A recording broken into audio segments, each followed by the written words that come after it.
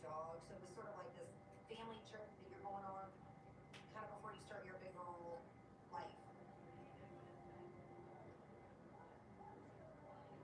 I remember us shopping and talking about bathing suits and, packing for the trip. And she seemed excited to go. I mean, they all did. I just remember them pulling out of the driveway. I didn't realize that life was never going to be the same after that.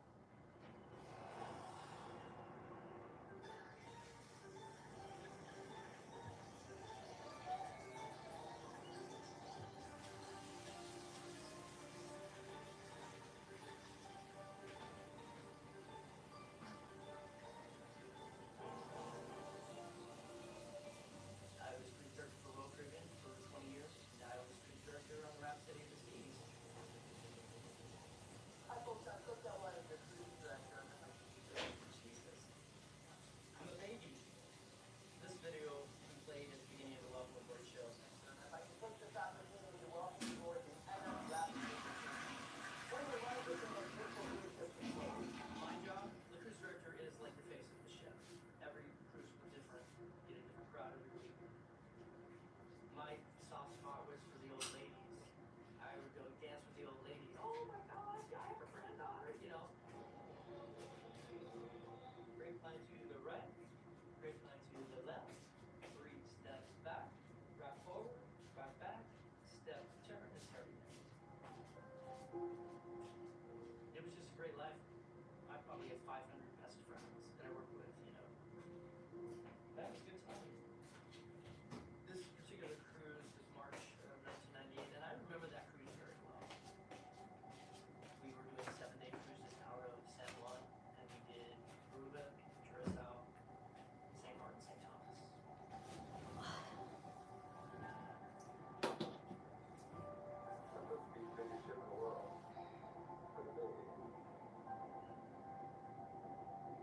My wife and I are both insurance agents with Illinois Mutual Insurance Company, and they would run contests every year.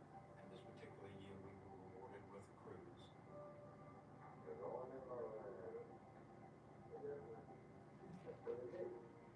We were pumped about the trip as a couple, but when we realized that they were going to actually let us bring Amy and Brad with us, we couldn't have been more thrilled.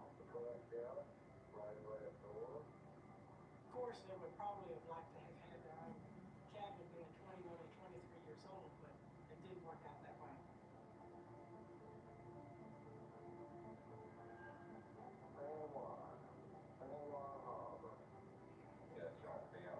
We did stop. Amy bought some postcards, and we picked up about a dozen rolls of film. Amy was taking pictures to enter a photo contest. Horns are going off. We're leaving the dock.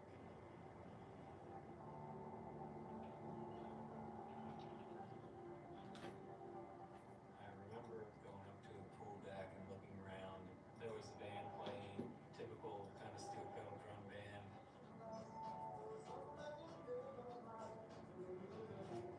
The next day, we were at sea. The water, it was crystal clear, just like they talk about on TV.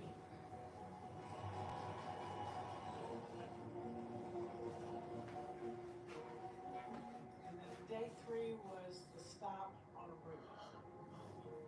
I remember we rented a vehicle and got lost in like the desert and all this stuff, and we got baked by the sun.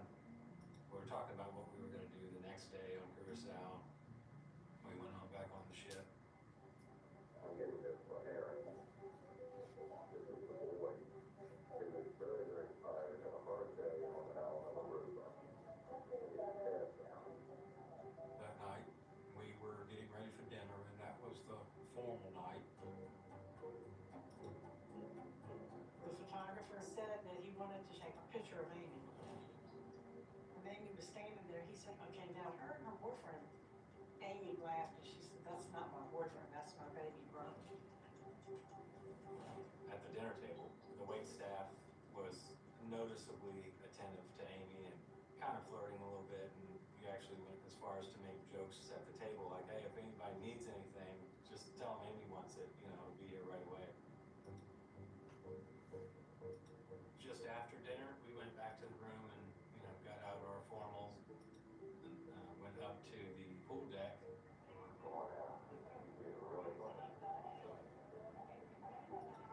party started at 10 o'clock.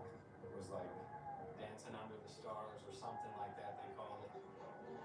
Almost seemed like everybody was up there. There was a limbo contest that somehow or another I ended up winning.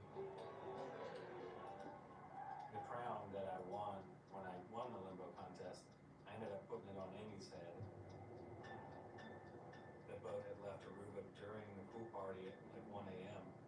At that point, Ivan and I were tired, so we decided to call it a night, and we told Amy and Brad that we were going to bed. And I said, I love you. She said, I love you too, Mom. She said, I'll see you in the morning. I said, okay. And so we went to bed.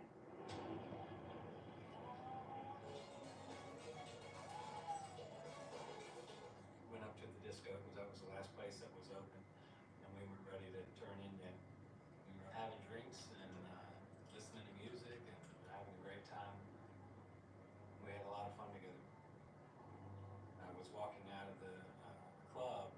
I motioned up to Amy, who was up in the upper level of the DJ booth area. It was like a round table where 4, 5, 6 people were sitting up there, and we kind of, motioned at each other. And I said, I'm going to be out here. And so I go out and hang out on the upper deck for a half hour or something like that, and then go back to my room, our room, the room we all shared. My parents were sleeping. I went out onto the balcony.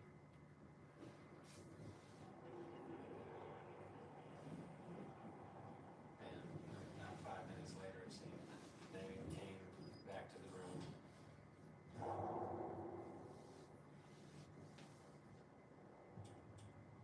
And we're both kind of just finishing our drinks and hanging out and talking about the next day. She brought up that someone she had been dancing and was talking to during the course of the evening made some sort of physical pass at her. She told me it was the bass player from the band. She didn't make a big deal of it, just kind of mentioned in passing. At that point, we were both tipsy, not crazy. I mean, I could tell it was time for bed. We were getting up pretty early the next morning, so I was going to try to get a few hours of sleep. She said, I don't feel too good. I'm going to sit right here with all the fresh air and the wind. Told her I loved her and see her tomorrow, and shut the glass door behind me. And went to bed.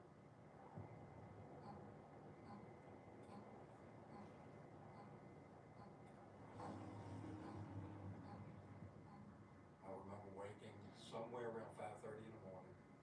Brad had come in and gone to bed, but I didn't see Amy in there. So I made sure that Amy was okay, and I saw her legs and her feet sitting in a lounge chair on the balcony. So I said, well, she's safe.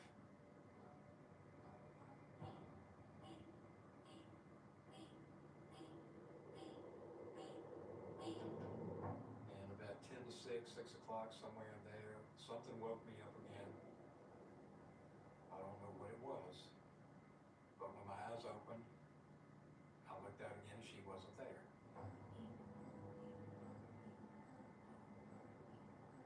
I noticed that the balcony door was open about 12 to 14 inches. I noticed that her cigarettes weren't out there. And the shirt that she had on that night was laying on the chair in the room. It was a yellow polo shirt. That's the first thing that I'm thinking is she's changed her clothes and went up. She's left the room and she's up getting a cup of coffee, taking pictures because we were coming into port. And that's when I left the room. I figured that by leaving myself and letting them sleep that I would find Amy, in just a few minutes. And then everything would be good. But when I didn't, that's when I came back and told Lava, I can't find Amy. He touches my foot. And he said, I've been looking for Amy. And I can't find her.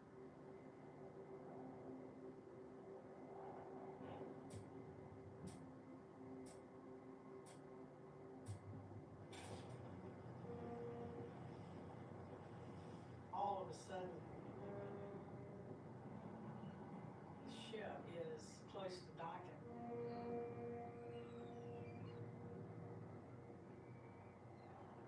One of my staff came to me and said, Brent, I've got some parents who are at the desk. They are concerned about their daughter. I went out to the desk and I spoke to Mr. and Mrs. Bradley. They were really, really concerned and, a bit forceful in wanting to know what we could do. They did put out a voice page. I did explain that we wouldn't do a voice page at 7 o'clock in the morning. For the rest of our guests, that could be seen as intrusive. What I said to them was, it sounds like you've had a really good look around. Keep looking, but if you can't find your daughter within a half an hour, come back. I'll be here and I'll get you the security officer. The ship was 10 decks and it was 1,000 feet long. She could have been anywhere. 2,000 people were getting ready to get off the ship in Curacao. I had blonde hair at the time, so I was probably spritzing my hair, getting ready to make my appearance on the gangway. And I heard an announcement that, would Amy Bradley please contact the purser's desk? You could see people gathering their things up. We're just saying, you can't let people off of this boat until we find her. The hotel director kind of debriefed me, oh, this girl's missing. But at the time, I still had to make the clearance announcement. I was begging them, can you back the ship off of the dock? Don't put the gangways down. Stop everything.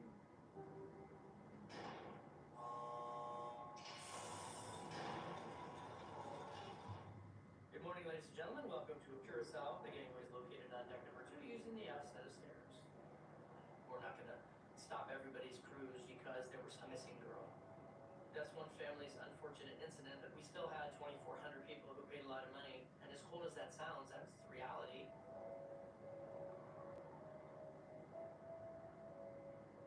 Well, it was nothing like we've ever felt before.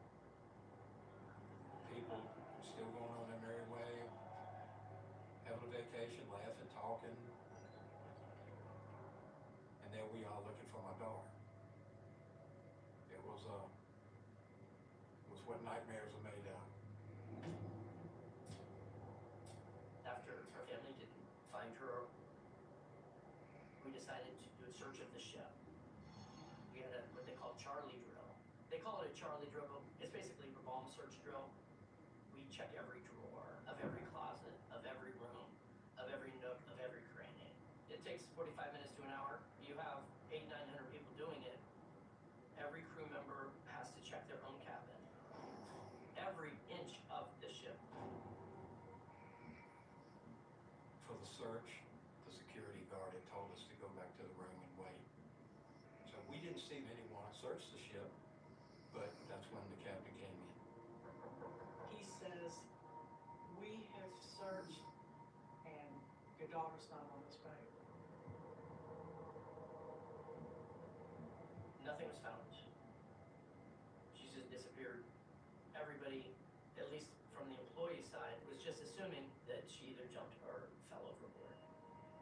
We were thinking it was possible that she went overboard. It's not so common as people might think, but it's possible. When we didn't find her on the ship, local authorities in Curacao were called immediately. I was the chief of naval police, and when something like that happens, automatically it comes in my lap. They thought she had fallen overboard. Our waters have very strong current, so something should wash ashore. I remember the search. I could see the boats and helicopters looking. It was the biggest search to be ever had. A search grid was between Curacao and everyone. The Marines, the Venezuelan Coast Guard, the Navy, everybody was looking at that area. Because of the position of the boat, wind force, sea currents, was wave height, the body would have washed out. But she was nowhere to found, not even piece of clothes here, nothing. It was very unusual, very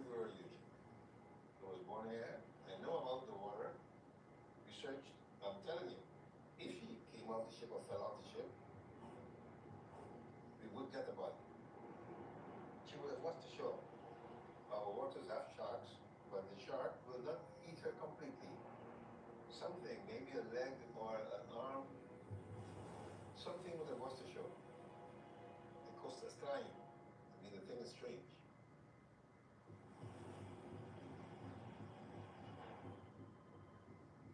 They called me March 24th, 1998. The phone rang. I said hello. And it was awful. It was awful. Just 3 people crying uncontrollably. I mean, pain that I've never heard before. Because I was alone. And I'm sitting there thinking, oh my God, what next? What's going to happen next?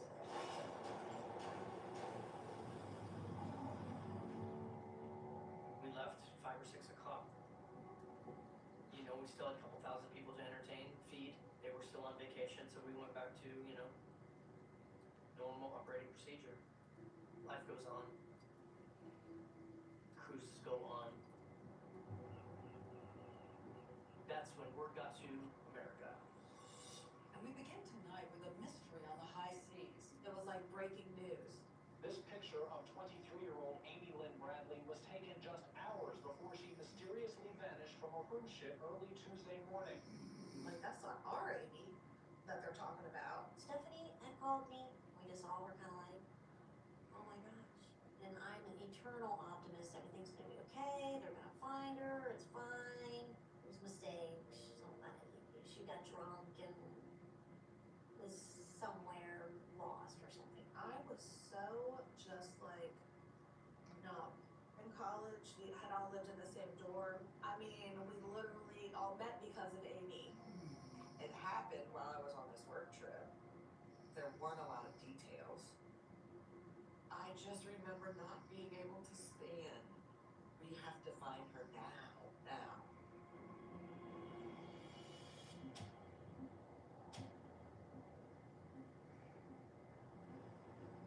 Most people have no idea when they board a cruise ship the dangers that are inherent there. But the things that have happened to me, things that have happened to Amy Bradley and her family, can happen to anyone, and they do happen all the time. My daughter died on a 3-day cruise out of Long Beach to Mexico. And after that, I began working for improved safety and security on cruise ships. This ship is like a small city. You cannot let your guard down. You must remain vigilant at all times. Once you're 12 miles offshore, you're in international waters. And that's about as lawless as you can get. The closest thing to police is the security crew. Well, that's an inherent conflict right there because they're hired by the cruise line. And so if you have a disappearance, you're hundreds of miles away before the U.S. investigative authorities are able to get on that ship. In 1998, I was just freshly out of college. Our office on St. Thomas was a small office with several agents. I heard about the case, and then I hopped on to assist. The initial information that comes in is very, very sparse. It was an American citizen that had gone missing. Her age was 23, and she was on her family vacation.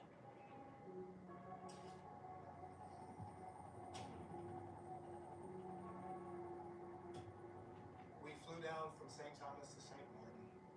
And in St. Martin, the cruise ships don't pull up to port, they dock out at sea.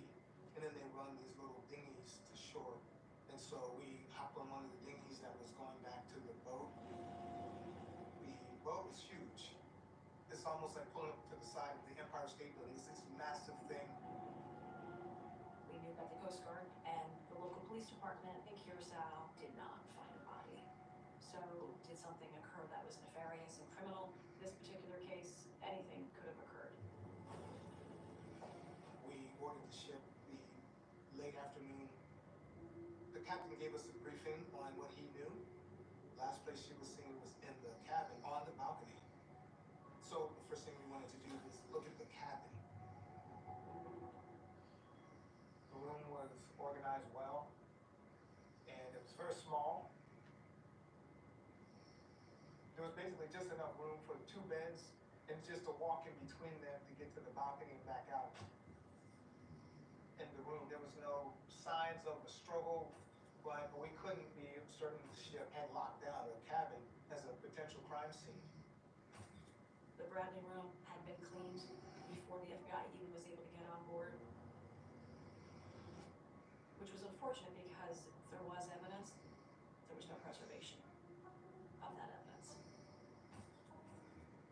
We tried to take fingerprints, and we tried to take fibers from the sheets, but it had already been cleaned. And we looked at the balcony. Based on what the captain briefed us on, the last place that she was physically seen was here. The railing on the balcony is relatively high. I'm over 6 feet tall. And the railing, came up relatively high on me. And it was a sheer drop all the way down to the water. The balcony was arranged so that there were 2 lounge chairs and then a small table. The little table was pushed up against the glass of the balcony. Amy's shoes were found on the balcony, neatly placed together beside the little table, like a Birkenstock kind of sandals. You could speculate, did she jump? But there's no direct evidence of that. I don't really take a table being moved as a key piece of evidence because things, of course, have been moved because of the cleaning crew. So it gets very difficult. At this point, we need to speak to the family because they were the last ones to see her. We were taken to a room, and there's 2 FBI agents, and it was basically an interview. We met the family as a whole, all 3 together, initially. And then we broke them out and interviewed each family member separately. We were sensitive to their situation, but at the same time, we have to start asking questions because we need to determine what they knew. We were taking turns going in, talking to the FBI. He assured us, he said, we will leave no stone unturned to help you. They asked me simple things like, what happened in the timeline of that, that night in question and all that kind of stuff. We're not only looking for evidence of what possibly did happen, we're also looking to eliminate potential alternatives. I spoke up and said, I don't understand why you're taking so much time with us. When I came back out, I told Al, I said, you understand why they're talking to us like this and interviewing us separately? That's because we're suspects. They think that one of us had something to do with it, maybe. We had to look at the Bradley family. The last place they had seen Amy was in the cabin and in the middle of the night. But we found no evidence that led us to consider a family member as a possible culprit. Initially, you are trying to figure out that timeline, to really pick apart and peel that onion back on what could have occurred. We do have one concrete point of fact. We do have confirmation of when the family re-entered their cabin, when Bradley went back in, as well as Amy, because of their key card. The staterooms at that time had key cards that when you would use the key card, it would create an electronic record of entry into the room. So we know what time Amy got back into her room. She was in her room approximately by 3:40 a.m.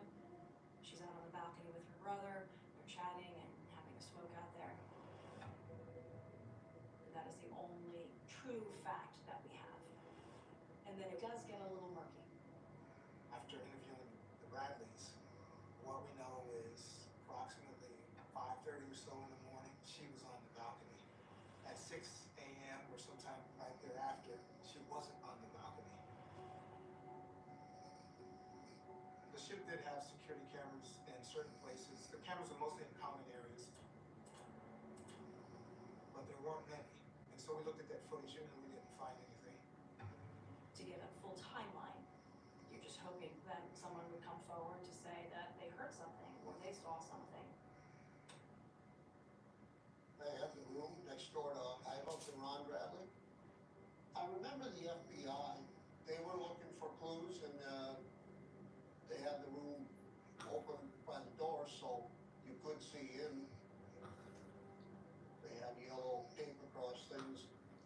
I leave my room and I'm getting a little feeling weird stuff going on. You know, people gossip when they're hanging out. When I first heard the news, it was apparently somebody fell overboard. I'm like, oh, that's horrible. Yeah, they're searching for her later by like the next day. I'm hearing that she committed suicide. Like, what? From what I heard through the grapevine, she had kind of bragged that she was a good swimmer, and when she saw the lights of Curacao, she was going to jump in the water and try to beat the ship ashore. I remember hearing someone say that someone could have drugged her and abducted her. And then I heard, yeah, apparently, maybe she didn't jump. It's like, what? Yeah, they think there was some sort of foul play. There was a lot of rumors. All everybody's talking about it. Oh, I seen her here, I seen her there. The FBI wanted to interview me. The first thing out of my mouth was, I seen her last night. And I told them that I seen Amy Bradley up at the disco that night at about 2 o'clock, because I went up to the disco just to see what was going on. And I just observed and sat down and, looking for, other girls, whatever. I've told the FBI, whenever I tagged, he would come out on his balcony that was next to us, and there was a partition. But he would lean over to talk to Amy. He was just odd. He was just an odd individual. During the cruise, I'd go to the casino for a while, then I'd always come back to the room and I'd go out to the balcony till 3, 4 in the morning. Earlier on the trip, Amy and I, we talked. Their balcony, those balconies on those ships, even though that rail's right there, well, you'd step up to that rail, you'd lean right, look right around in that other balcony. That's where we talk about how she was a good athlete, and she just graduated college and she was going to some job or something. We interviewed Mr. Brightag. He mainly talked about, his interactions or conversations with Amy and how pleasant she was and this sort of thing. But he was there by himself. I don't think he had a spouse or friend or anything with him. All my cruises I went on by myself. I never took anybody or anything. So my chiropractor always says, your filter's only this big in it. So my filter is, I like solitude. I like being alone. And that night, I probably was back in the room by 2:30 and whatever, but I don't remember hearing anything in that room. That's why it was a real surprise to me that this stuff had happened. The passengers in the cabin on the other side of him said that after Amy disappeared, his TV or either radio was at a level of, you gotta be kidding me. And then they could hear him talking inside of his room, even over the sound of the loud TV or the radio. And the thought was, well, who's he talking to? We did search his room and we didn't find any evidence of her presence there. Was it that she mentioned to us that she tried to climb over and fell? Somebody could say that. Yeah, somebody could say that. But I never had nothing to do with Amy Bradley. Nothing. She just was the girl next door in the room.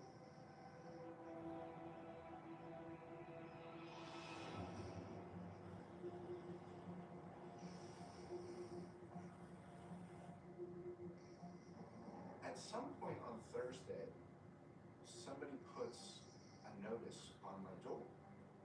It said, Amy Bradley missing, please contact, whatever.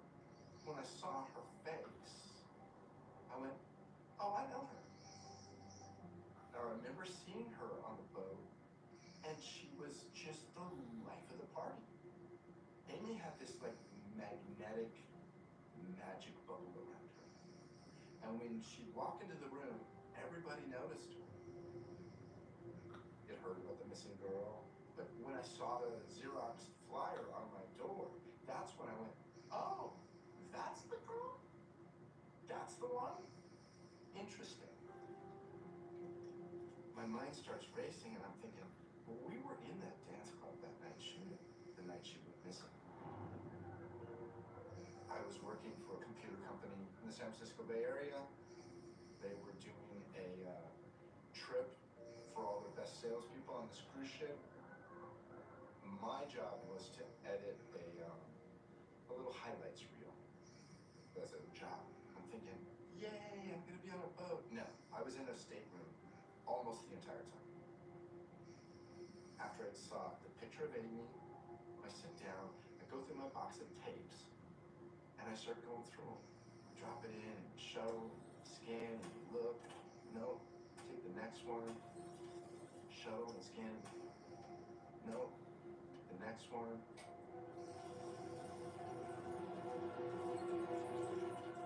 Boom. And there's Amy, clear as a bell.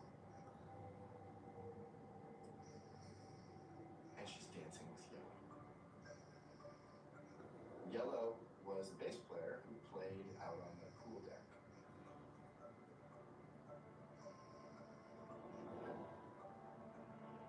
And there was a second shot of her dancing with Yellow.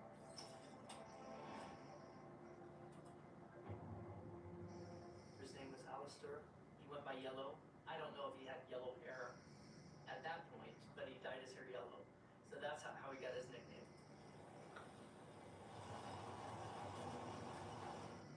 Later that afternoon, I'm in my stateroom, and I got a call. And the voice on the other end of the phone says, hi, I'm the head of security on the boat. And he said, I'm gonna need to get your master tapes from you. The cruise ship knew my camera guy had been shooting in the dance club. I'm like, really? That's not gonna happen. I don't give my master tapes to anybody. No, screw you. I took this tape and I did a digital dub of the Beta SP, popped it in a cassette shell, labeled it with my name and my room number, and I gave it to the FBI. The footage is significant because it helped basically find, anybody that she was with before she went missing. You can see me and Alistair Douglas together throughout the night.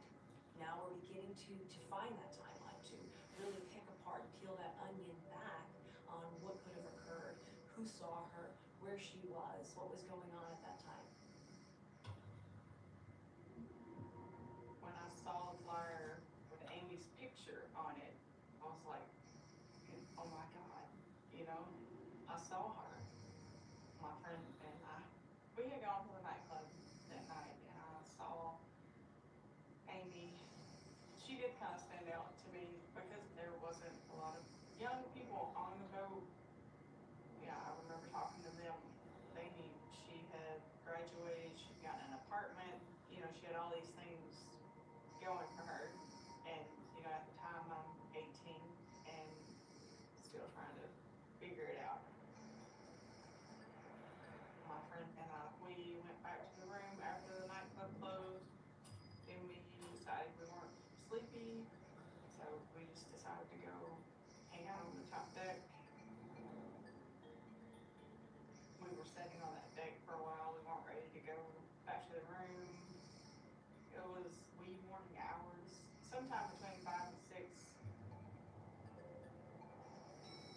I saw Amy and this guy that worked on the boat together in this glass elevator that I could see to my right. The glass elevator went up to the nightclub. The elevator was closed. It was a very well lit elevator. I could tell right away who it was the bass player and Amy. Amy looked like she was staring at something. I watched them until they rode completely to the top and they exited into the elevator. 10, 15 minutes after I saw them, he was coming from the front of the boat. So to my left, he walked down the top deck. Never says a word, just kind of a brisk walk past us alone. I thought it was very strange because in the nightclub, he had tried to, get us to talk to him. We're alone on this top deck. He just walks right by us. Doesn't even look at us. I just kind of got a bad vibe. Immediately I thought, well, where's Amy? If the two young women saw Amy and Alistair Douglas together after 5:30 or whatever it may be, it could be a game changer. You would know and confirm that she actually could have left the cabin. But unfortunately, we can't confirm the time because the door lock would have when passengers entered their cabin, but not, of course, when they exited their cabin. To us, it looked like he could be suspect number one. And this was international waters, so we can't detain anyone. We can ask questions, but that's about it. We interviewed him, and subsequently he was polygraphed. He admitted that he knew who Amy was. He admitted that he flirted with her. He said, I did that, and that's kind of what I do. That he's kind of a flirt, and he would, get flirtatious with many of the female passengers. But anything to do with her disappearance, no, he vehemently denied. The unfortunate part is the timing. Those statements where the two young women saw Amy and Alistair Douglas together, you just don't know, is the time actually correct? Ultimately, the polygraph results were not conclusive. If we had concrete evidence, we're working with the local police department, Alistair Douglas would have been arrested, but we didn't have that. But he was bothered, by what was going on, for whatever reason. Either he was bothered because he had something to do with it, or he was bothered because he had nothing to do with it, but he was bothered. The cruise was coming to its end. So at that time, we were losing access to anything on the boat, any witnesses, suspects in the potential crime scene. If you don't have a body, you can't really determine exactly what happened. You still have several scenarios. Many things could have occurred. Did she inadvertently fall off? Wasn't feeling well, felt sick, by mistake, was on the balcony, fell off into the water. Did she commit suicide? Was furniture moved? Did she step on something? And did she jump overboard? The sliding door on the balcony was ajar. Did she walk back through? Did she go up to the deck to watch the sunrise? Did she go out to smoke? Did something occur when she was up on the deck? Did she meet somebody? Whether it was that night or the previous night. Did she walk off the ship, never return? Did something nefarious occur where she smuggled off the ship? That puzzle is extremely difficult to put together.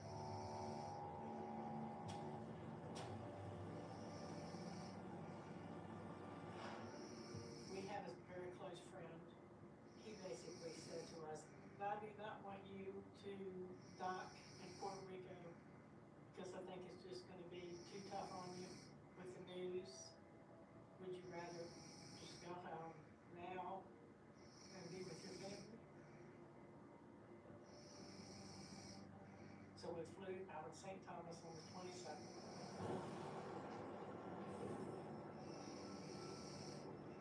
I don't remember a whole lot about the flight coming back home, except that we were leaving her, and she was supposed to be with us. If she is out there lost or being held against her will or being in a bad situation, whatever it is, then, flying home felt like giving up. As we were coming into Chesterfield Airport, the wind was blowing like crazy. And the jet was just all over the place coming in for a landing. I've never been on a plane that had that much turbulence or that much, wind trying to land. The wings tilting, the sides. The funny thing about it is my heart, wasn't skating thinking to myself, if the thing crashes on the runway, then this thing will be over. We were picked up at the airport and taken to our home. All of my brothers and sisters were there. My mom was there.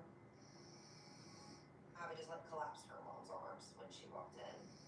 Just watching Ava with her and her comfort, it was like, you know, watching like a little kid be in their mom's arms. Nobody knew what to say, what to do. We had a prayer vigil, asking God to watch over Amy and get her back home to us. And I remember it bringing me to my knees, and Iva Bradley came over and held me up. I mean, her daughter is missing, and Iva held me up. It took a few days to be able to eat again and form a sentence. But from that point forward, we never even thought about laying down. We started a command center to reach out to every authority that we could think of, the different countries' embassies. We had hotlines, contact the media. A young woman traveling with her parents simply vanishes from the ship in the open sea. Amy Bradley vanished just as the ship was docking. She hasn't been seen since. We tried to have faith and hope because if there's somebody, there's something. If you have any information on the whereabouts of Amy Bradley, please call the number on your screen. The minute I saw the picture, I went like, are you kidding me? This is not right. I was there 4 months later when I saw her. I know where she is.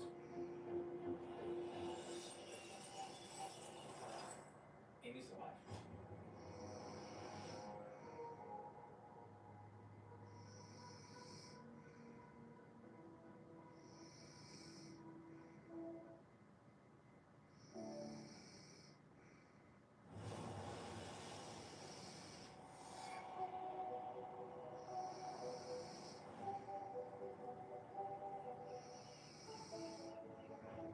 I'm on a vacation with a friend.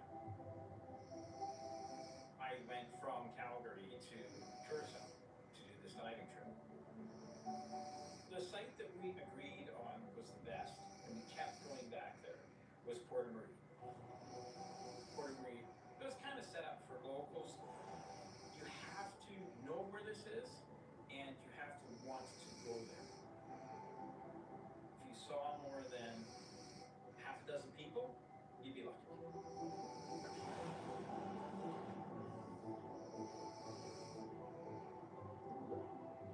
The reef is great. The water's warm. It's got good visibility. There's lots of sea life in it. We had just come out of the water. We were washing our equipment in the wash area. I look down the beach and I see 3 people walking towards us. There's one guy, there's a girl in the middle, and then there's another person who looked like he was from the island. As they came closer to me, she comes right up to me. She was in good shape, she was tan, she was a smoker. I see a tattoo that looks like a Tasmanian devil. And she's just about to say something to me when the person who was on the inside comes up. I'm looking right at him. He stared at me. Doesn't say a word. And motions her away. If he had not stared at me, I would have forgotten everything. But I can't. I think about this every day. There isn't a day that goes by that I don't. And I think if I had 10 seconds more, what would I have done?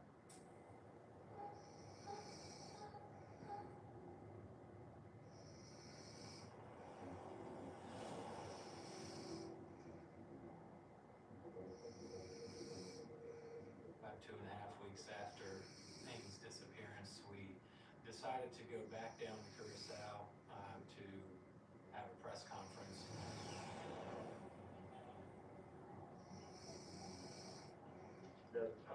this press conference is to not only let people know what happened and how we feel, but it's to try to find Amy, to get our plea out. We asked the captain of the ship to please notify the passenger that she was missing, and he said that he could not do that because it would disturb the passengers. We went back to Curacao because I felt like I had to do something. Who was the member of the family that not thought Amy alive? It was me. You? You know, it's very difficult to talk about the last time I saw her. You don't believe that she fell overboard? Absolutely not. What conclusion she had? She had on a white top. Still no watch and still a hearing. Was she intoxicated? She had been drinking. Everyone on the ship had been drinking. We checked the bar tab, and she had had 7 light beers from starting at about 6 p.m. I try to hold back my feelings. I don't know. I guess just, even though she's 23 years old, you still try to protect her. And sometimes I think I didn't do enough. I stayed back, manned the phones because I didn't think I could go to Curacao and not come home with her a second time. I don't remember eating, I don't remember showering, I don't remember sleeping. I was hoping and praying someone would call with information. The reward has been raised to $260,000. Been raised, and we're still trying to get more and more money from associates and friends and family. And if someone has her, please let her go. Leave her somewhere in the middle of the night blindfolded. We won't ask any questions. You can remain anonymous. Whatever, we just need her back. After the press conference was over, we were outstanding in the lobby area outside, hanging flyers, talking to officials, newspaper people. And we saw this gentleman come up to us. He introduced himself. His name was Deshi, and he was a taxi driver. And he had one of Amy's flyers in his hand. And he said, "Are you the father of the girl that's missing?" And I said, "Yes, I am." And he pulled me to the side and he said, "I want you to know that your daughter did not fall from the ship. Your daughter did not jump from the ship. Your daughter was not thrown from the ship. She's on this island, and I hope you can find her." My heart started beating. And he said, she approached my taxi. She seemed like she was a little frantic. He said, "I never will forget her green eyes." And he said she was wearing a white top with jeans, which is what she had on underneath that yellow shirt, and the jeans that were missing. She says, "I need to use the phone." And he said, I pointed in the direction of the phones, and he said, "Amy went the other way." It was the first indication that she's alive. And she's out there. He said, "You need to go to a place called Coral Cliffs, which is a resort. You need to go to a place called Kadushi Cliffs."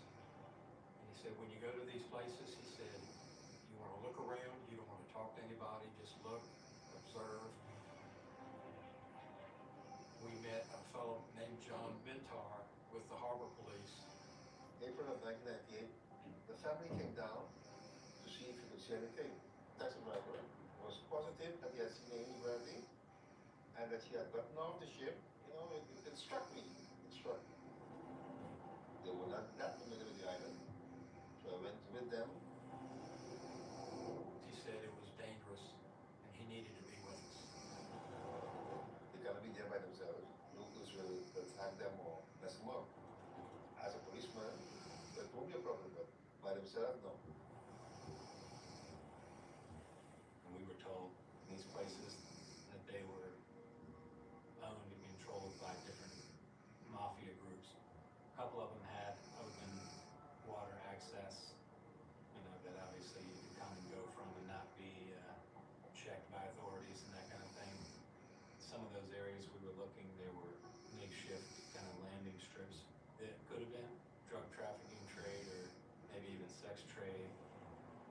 Curacao is a very lovely island. But the crime we have here are regulated because we're not too far from Venezuela. And we also have some prostitution on the island and sometimes sex trafficking. She could have been lured off the ship. Someone might be able to sweet talk her. We went down one particular road and we came on like a junkyard kind of thing. Old cars, old shacks. And there was one shack that we went in, and one thing that stood out to me was there was a container of Tic Tacs that were laid up on the bed. And my first thought is, I wonder if Amy was here, because Amy loved Tic Tacs. And this is where they maybe brought her. You know, somebody got her off the ship and they brought her here. So that was what my mental state was. I remember driving through these thorn or briar patches. We're basically on this little 5-foot wide dirt path with thorns 2 to 3 inches long, scraping down both sides of the vehicles at 1 o'clock in the morning. And I distinctly hear what was obvious to me was Amy's voice say, "Brad," in what seemed like a vehicle that was passing us. And I freaked out. I mean, I spun around and like asked everybody if they hear that, and you know they did. And so we whipped around, followed them all up into the hills and these backstreet neighborhoods, fully expecting we're going to pull the guy over and she's going to be in the car. And then the car pulled over. And ended up just an old dude by himself.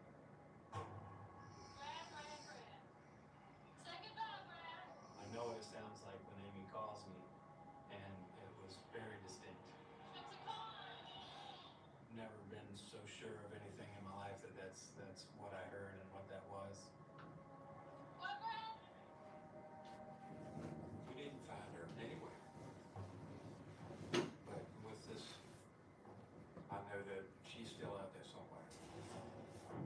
We have the taxi driver coming forward saying that they saw her. It really changes everything. We have to try our best to find any other individuals that might have seen her, to try to get the public or anybody to report information.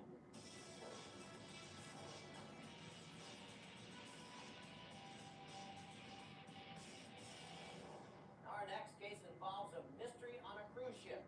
Mystery of a passenger who vanished. We contacted America's Most Wanted. She's our life, she's our heart, she's one of us. We wanted to get Amy's face out there. She may have reappeared hundreds of miles away. Off to a tropical paradise for some R&R. That's what the Bradley family was after, Ron. America's Most Wanted was on. The focus was the missing girl from a cruise ship line, and missing on the island of Curacao. Amy Bradley has a tattoo of the Tasmanian devil with a basketball on her left shoulder blade. There's a picture of the Bradleys standing on a gangway or something.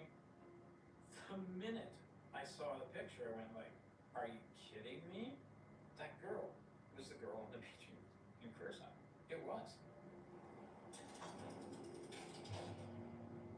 The tattoos and the piercings, they were the same. I'm 100% sure, not 99% sure, 100% sure. I spoke to the FBI.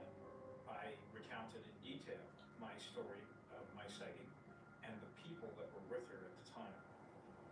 Now, one of the two men stared at me, and he's a big guy. He's got a very distinctive face to me. I see that same face in America as well.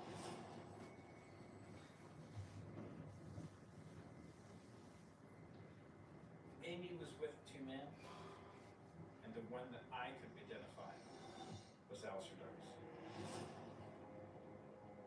We have a witness saying that they saw Amy on the beach with some individuals. This witness identified one of them as Alistair Douglas, the band leader from the cruise. And you also have the taxi director saying that he saw Amy and spoke to Amy, and we can't confirm these sightings, but we have to ask. If Amy was still alive and on Curacao, did she walk off the ship? Or was she smuggled off the ship? And Amy was abducted or taken off the ship. They've had their hands full. I mean, she is a fighter. Amy was strong, super athletic.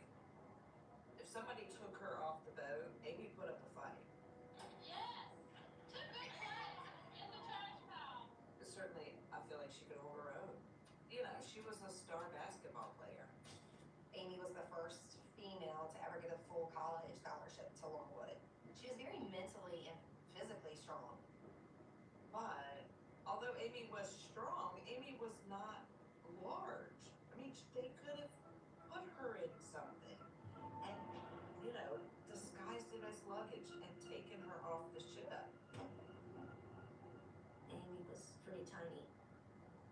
And she drank. She liked to party. I mean, she could throw down. She could handle alcohol. We're thinking, did she meet the wrong person? Did someone buy her a drink? I mean, I don't know. Could that have happened? I think she was so much more complicated and textured and layered than people really can even understand. Amy always knew who she was. By college, she was ready to share it with everybody. The best memory I have of Amy was probably when she came out to me. And she said, I'm gay. And I said, oh, what about me? And she said, you're not my type, Sarah. I mean, that still makes me laugh because, you know, I was 17, 18 years old. Well, why the hell am I not your type? What's wrong with me? At Longwood, a feeling between the two of us just started to evolve, and she kissed me one night, and that was my clue. Junior year, we were suite mates. We sat on the bathroom floor, and she said, can you help me tell my parents? Can you come with me? I remember the drive home with her. That scared her. Because she never wanted to disappoint her parents. I've never seen anybody as close to their family as Amy was. The Bradleys, they're a very special family. They love hard. I don't think they missed a single sporting event or activity that they ever did, ever.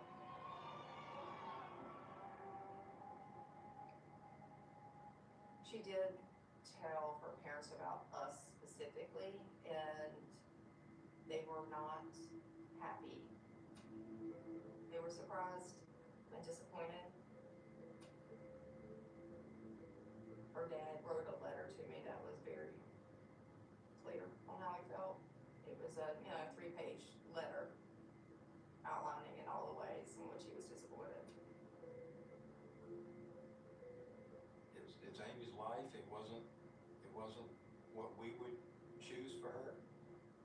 But it's her life, and we loved her unconditionally. And I remember putting that in the letter. But it just put a lot of stress and strain on us. I think we all drank a lot in college, but I think Amy used it as a tool to kind of numb some of those big feelings. And I think she carried a heaviness that not all of us carried. I do think that it weighed heavy on her, that her parents were still processing it and didn't quite understand it. As parents, we were concerned that in 1995, those feelings would not be welcomed by the general population. It was the 90s, for crying out loud. That was taboo. You know, it's difficult for a parent to say, I have a child that's gay, but they loved her regardless.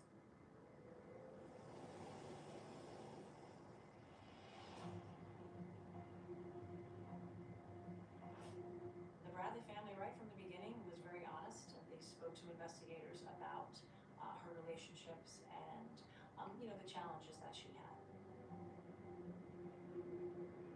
When we went to the cabin to take a look, search it and all that, then we see shoes and a small table pushed up against the balcony and so forth. We have to look at the potentiality of suicide. We did many interviews with numerous friends and family, and also outside that immediate bubble, just to have a better understanding of Amy's state of mind, the headspace of the victim. I do believe that we should be looking at every possibility. The notion of suicide, I thought that. But I also thought, man, that Amy loved to be, she would not want to not be here. I do not believe that Amy committed suicide. There's no room for me to believe that. And by the time they went on the trip, she was excited about life. She had just gotten a new job. She had gotten this new bulldog, got an adorable apartment that we were all so excited about because Amy was going to have this space that we could all hang out the second day. They called home from the cruise and they were having a blast. And she sounded so upbeat, and she and Brad had gone shopping, saying, I'll see you when I get back home. Can't wait to go on my trip. I got you this gift. I mean, to me, that's not somebody who was wanting to commit suicide. Amy was very confident, very happy individual. She definitely felt like her life was moving forward. I do believe in my being that I don't believe she committed suicide, but doors still open on any of these possibilities, any of these scenarios. If you didn't have any of these sightings, would you be thinking something different? Possibly.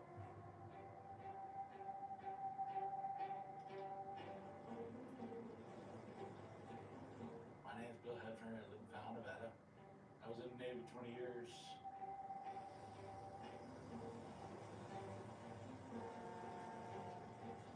I was on the USS Chandler. My ship pulled into Curacao. I think we were just there for an overnight. When I went out that night, I was a long ways from the harbor. And I stopped in a bar I wasn't supposed to be in. I saw the hotel up above and it looked like a bar on the bottom. So I stopped in there and there's a guy with a snub-nosed 38 in his belt and says, "What are you going?" I said, "I thought I'd go and have a beer." And he said, "Oh, okay." So I went in there and 4 people come down the stairs, 2 guys, 2 girls. And I see the 2 guys got guns. So I sat down with the 2 girls, the guys went over to the bar. There was a white girl and a Hispanic girl. White girl was petite, dark hair, some tattoos on her. And then one of the girls got up, went over to the bar. I should have just turned around right then and left. Because that's when the other girl, she said, "Hey, well, they're holding me against my will. I need help." She says, "I owe them $200 and I can't get my freedom." This is my 18th year in the Navy. I've heard all kinds of stories from working girls. Singapore, Thailand. I've heard it before, And that's when she said, with a southern accent, "My name is Amy Bradley." She pronounced it Brantley. Not too southern, but southern accent. And then she told me she got off that ship and she left on her own because she was going to store drugs. She said, "Me and my brother are partying. I went ashore to go get drugs and now I'm stuck here with these guys." She was trying to keep it on the down low that she told me anything. She didn't want the guys or the other girl to know that she told me. So when the other girl came back, she shut up again. I didn't know what it was. I just kind of took it with a pinch of salt and I left. I knew there was a guy out front with a gun. I didn't want to try and cause no trouble. It wasn't until like 2001. It was 3 or 4 years before I even got reminded of it and said, "Whoa, I saw the picture and connected the dots." there was a lead that came in from a Navy serviceman, but it had come in years later after he had been on the island. He never reported it originally because he was obviously in the military and that was, frowned upon. Agents back then tried to confirm that or tried to at least see if the brothel, had any kind of connection. But the information, you're talking years and years later, and it's not something that could be corroborated and could be confirmed. But it does make you wonder, could trafficking have occurred? I didn't report it because I didn't want to get busted, restricted to the ship. I didn't want no one to know that I went to the illegal bar. That was 2 years away from retirement. If I would have got busted down, I would have been, retired lower rate. So I didn't want to do that. How sure are you that the person you saw was Amy Bradley? She said she was. And she looked like the picture I saw. So, yeah.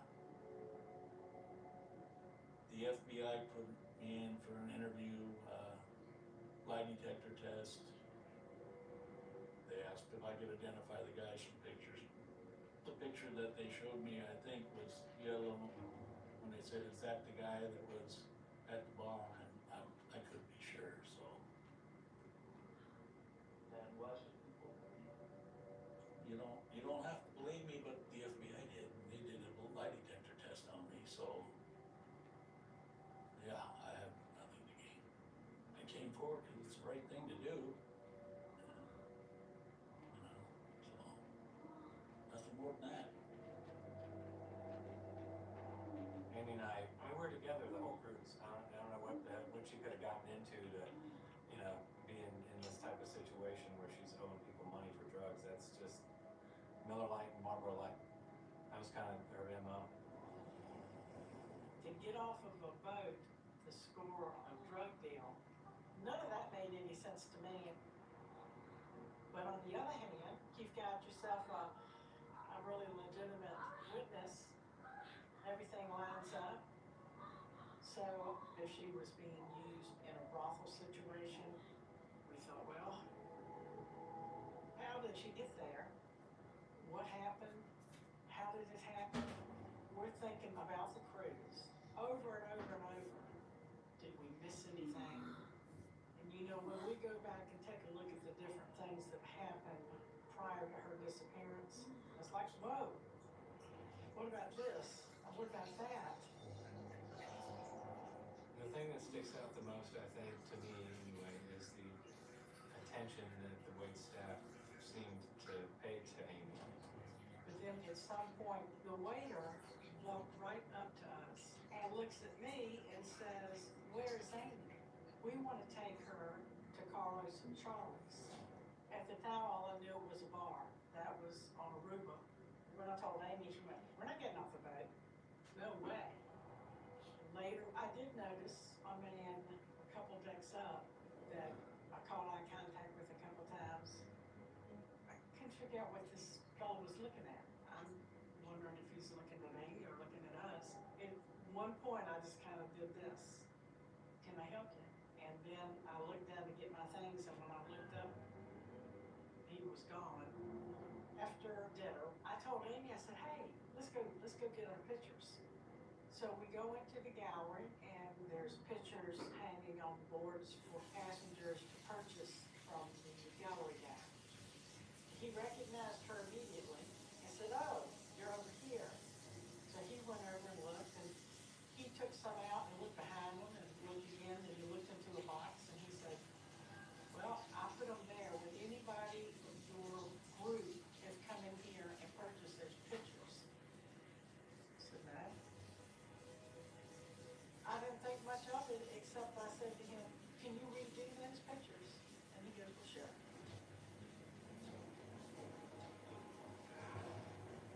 Who was looking at Amy? Why did they try to get her off the boat?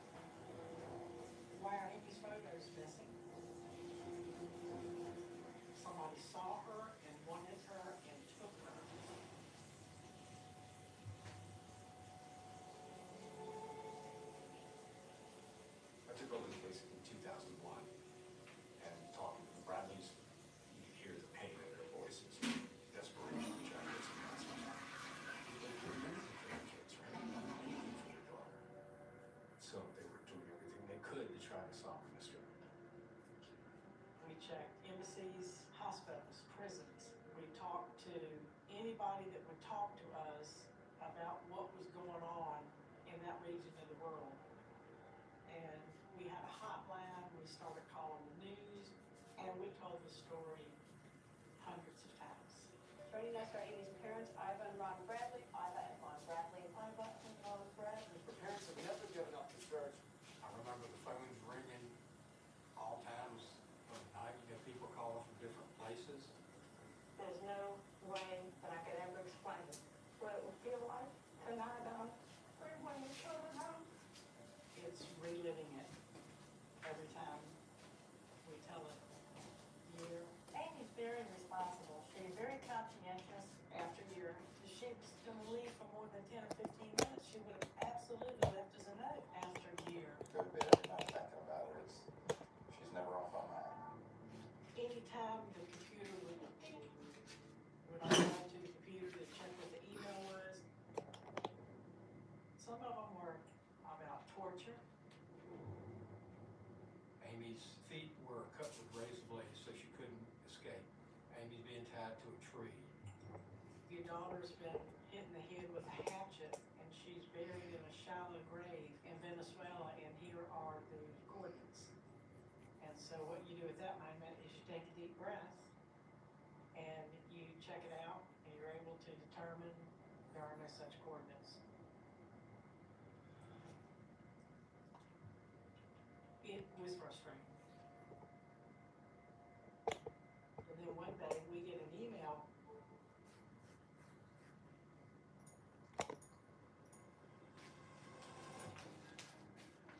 In 2005, there was a series of photos that the family received, allegedly from a website where people would meet for free sex or to engage with prostitutes.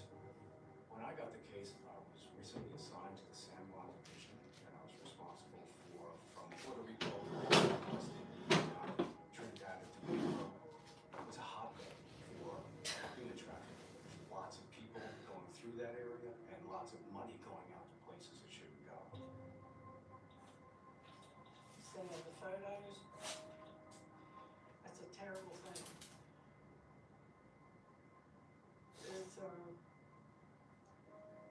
It's a panic. It's a level of panic. All I can keep thinking is that my daughter? It's a pretty unsettling set of images. Just sickening. I mean, it's certainly not somewhere Amy would want to be part of. We don't know what Amy looks like at this point. 7 years can change a person's appearance. We all looked at it. The nose, the chin, the hair. It took my breath away. I thought, that could be Amy. It's a huge tangible lead. Our job is to figure out where it came from, where it was taken. The photograph itself has been on a particular website that dealt with prostitution down in the Caribbean and in Venezuela area. The individuals in the photographs are women in their risque attire. The FBI had a forensic analysis done of this photo. We have several photos, of course, of Amy where we have her side profile, where she's looking straight on. We did measurements with the ear. We did measurements with the chin. We looked at the shoulder, the arm. A forensic analyst looked at the photo.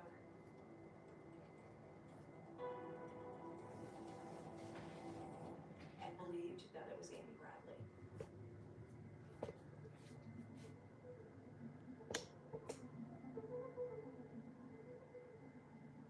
It is like a stab in the heart. I never thought that she wasn't out there. Neither has her dad. Neither has her brother. We got to get to her.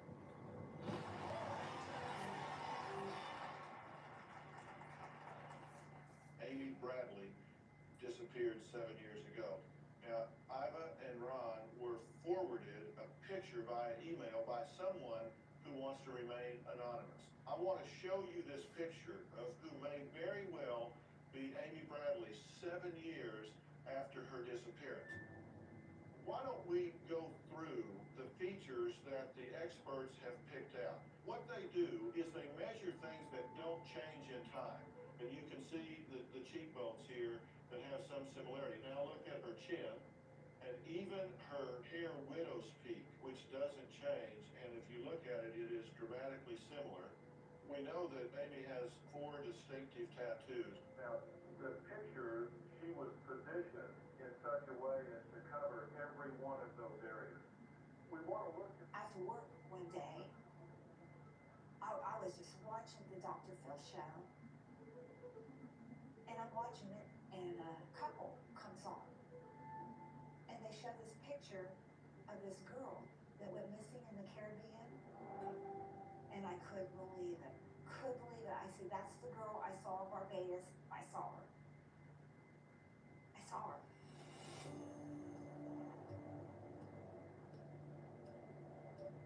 My husband and I, we were on a cruise. One of the stops was Bridgetown, Barbados. I wanted to get some souvenirs for my family. So we went to this store, it was downtown. And we were looking around and I said, oh, there's really nothing here I want to buy. He goes, well, it's hot, let's go back to the ship and eat. And I said, okay, but I need to use the restroom first. So I went in there, and I wasn't in there maybe 3 or 4 minutes, and all of a sudden I heard people coming in. They were talking, and I thought, men are in this restroom. There was a man over by the door talking. I can't remember everything he said, but I heard him say, the deal is at 11 o'clock, and I'm warning you, you better be ready to go. I didn't know what actually it was. Maybe a drug deal. I didn't know what was going on. And then all of a sudden the men left. And I opened the door and there's this young woman standing by the sinks. She had real long dark hair and it was kind of wild and crazy. Had a skirt on, a straight skirt and a sleeveless top. She had this awful look on her face. Kind of crying. I walked over to the sink to wash my hands, and I said, hi. Are you on vacation here? And she just shook her head, no. Do you live here? She shook her head, no, wouldn't talk. And then I says, well, what's your name? She said, Amy. I could tell she had a Southern American accent. So I said to her, where are you from? She was talking so low, I thought she said West Virginia. I went, oh. I was cheering her up. I'm from near where you're from, and I have a daughter named Amy, and she's just about your age. And when I said that, she starts walking towards me, getting up in my face, and she backs me into a wall. And I just froze. So I'm talking real fast, and I'm going, oh, it's so nice meeting you. I hope you have a good time, whatever you're doing. And she watches me. She never moves. It's like she's frozen. Her back is to the door. So I open the door, and here's this man standing in the door, blocking my exit. So I play dumb tourist. I go, excuse me, I'm sorry, I gotta get out, excuse me, like that. And I just kept inching. Her back was to the door the whole time I'm leaving. And I get up to my husband, and he says, gosh, you were in there a long time. And I'm telling him, there's something going on. They're forcing that girl to do something she doesn't want to do. They all came out with their arms through her arms. I stood there and watched them until they disappeared. My husband's saying, well, there's nothing you can do, Judy. So we got back on the ship. And I remember we went to get something to eat. the cafeteria where we were sitting, they had windows and I could see Barbados, and it's all I could think about was that girl. And it was all I could think about for weeks, but I didn't know what to do. I didn't know who she was. All I knew was that her name's Amy. She's got an American accent, and she said she's from West Virginia. I thought it was West Virginia. I tried to just put it out of my mind until I saw that on Dr. Phil.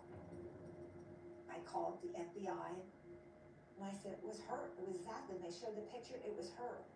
It was the same girl. That's what she looks like.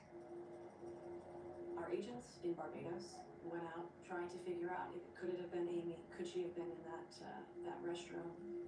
They spoke to those folks. There's no cameras, there's no video, and tried to track down as best as possible, but it did not furnish anything. We looked at everything in that picture and anything that could be identified, pieces of furniture that had markings on them. You know, you look at the bed, could we possibly find out the manufacturer? Anything that could possibly give us a lead to where this photo is taken. Everything under the sun comes into play, but victims of human trafficking can be very, very difficult to find. Survivors, after they've been rescued, have told us that the traffickers said that their entire families would be killed back in their home country if they didn't continue to do what they had to do. You remember leads coming in all those grains of sand that come in, there may be, something that actually solves the mystery. But to look at it as an investigative lead, you need something else. You need somebody that knew that person, that was close to that person. Message 1. Hi, my name is Tamika Douglas. I'm the daughter of Mr. Douglas. I was just wondering if we can talk for Amy Bradley. I'm not really good at this, but I have information I would really love to talk to you.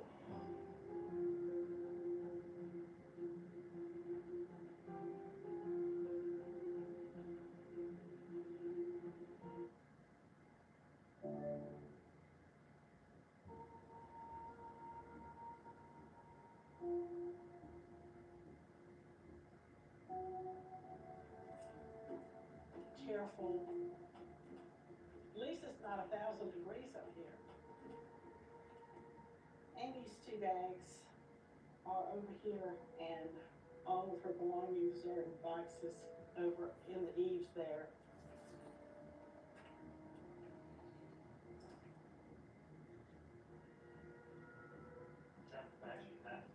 She packed this bag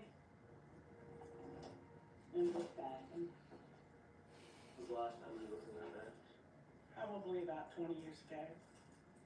We have all of her things, right down to her wallet and her change and her toothbrush.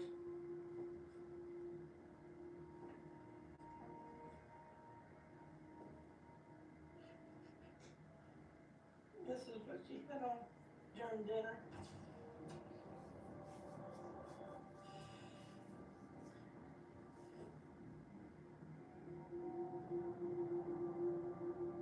She was supposed to come home and have her things.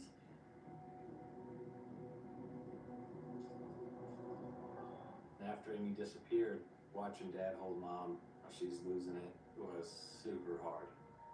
Before that, don't know if I'd ever seen my dad kind of break down.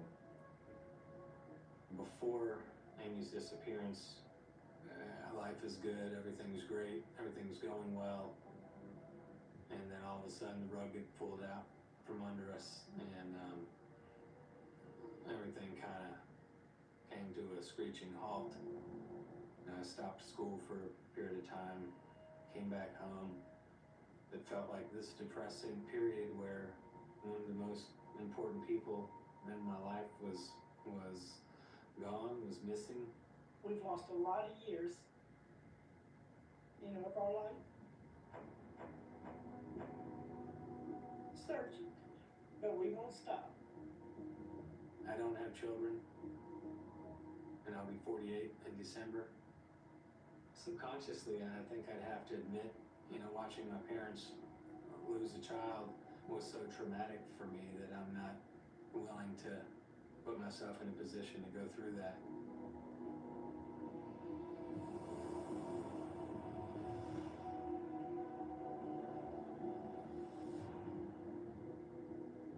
Somebody knows something. Somebody saw something, somebody heard something, somebody told somebody something. We were told by an FBI agent, keep your lights on. Nobody can keep a secret their entire life.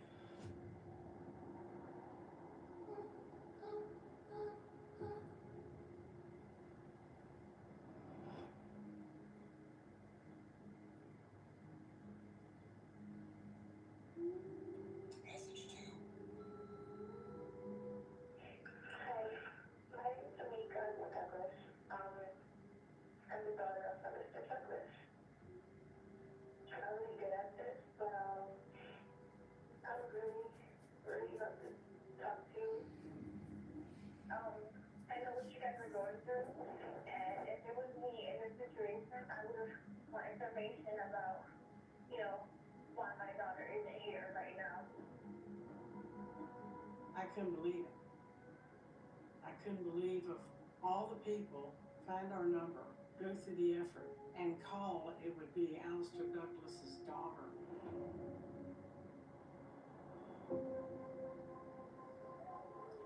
I was born in Grenada. Me and my dad was like two peas in a pod. Like I said, everybody was daddy's girl. My dad made me that way. It took me on a lot of fun adventures, going to the beach, going out for food, seeing him play with his band. But growing up, it was just all about his music. And he was just constantly away, playing music on cruise ships. When he and my mom got divorced, I think I was probably like 1 or 2. And then when I got older, my mom said something happened on the cruise ship your dad was on. And if you go research his name, you'll probably find this about him. I wasn't born at the time, but my mom told me one night when he came back from the cruise ship, that my mom said everything just changed. I guess my mom was just trying to, you know, have a conversation with him. I mean, she's been home by herself for months, you know, and then just to see her husband come home and he's upset and just saying a lot of hurtful stuff to her. It's just really weird that he would disrespect his pregnant wife like that. You know, it's scary too. And then my mom saw that he came home with a bag. My mom looked in the bag and it was pictures of women, just all Caucasian women. And I think that's what raised the red flag for me. It's just, there's a lot of questions behind it. When I asked my dad what happened with Amy, his reaction was just weird. He gets upset when I bring it up. To me, his story feels like he was missing a lot of parts. And that's what's making this so nerve-wracking. I want this to end. I want, you know, answers. Hi, Daddy.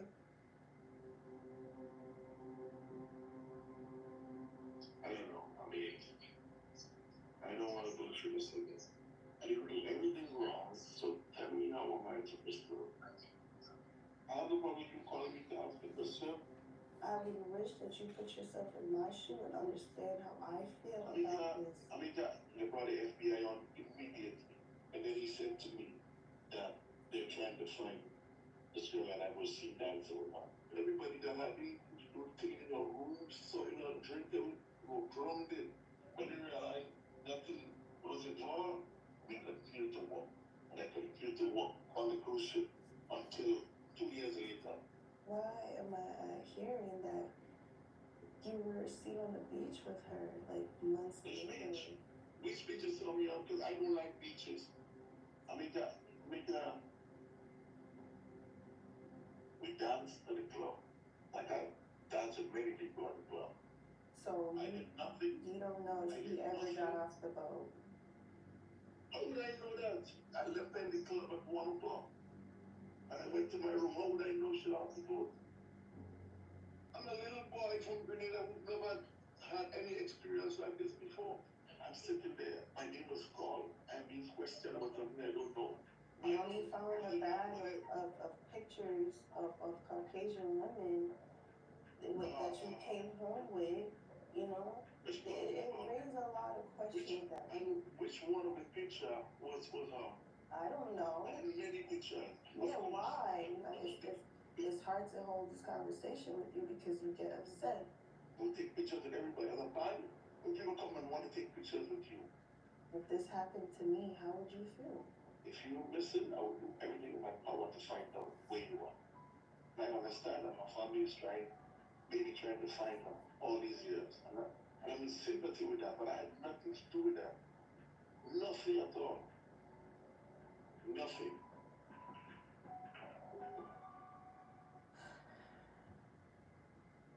It's like a puzzle you can't put together. Like, there's just so much missing pieces. When I spoke to the Bradleys, it was emotional. Everything that they were saying, it just kept hitting. Like, I have a daughter, and I've been losing my mind every single day.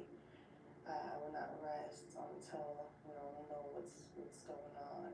There's got to be something at the deepest level in her, I believe, to go through the effort to find us and try to help us.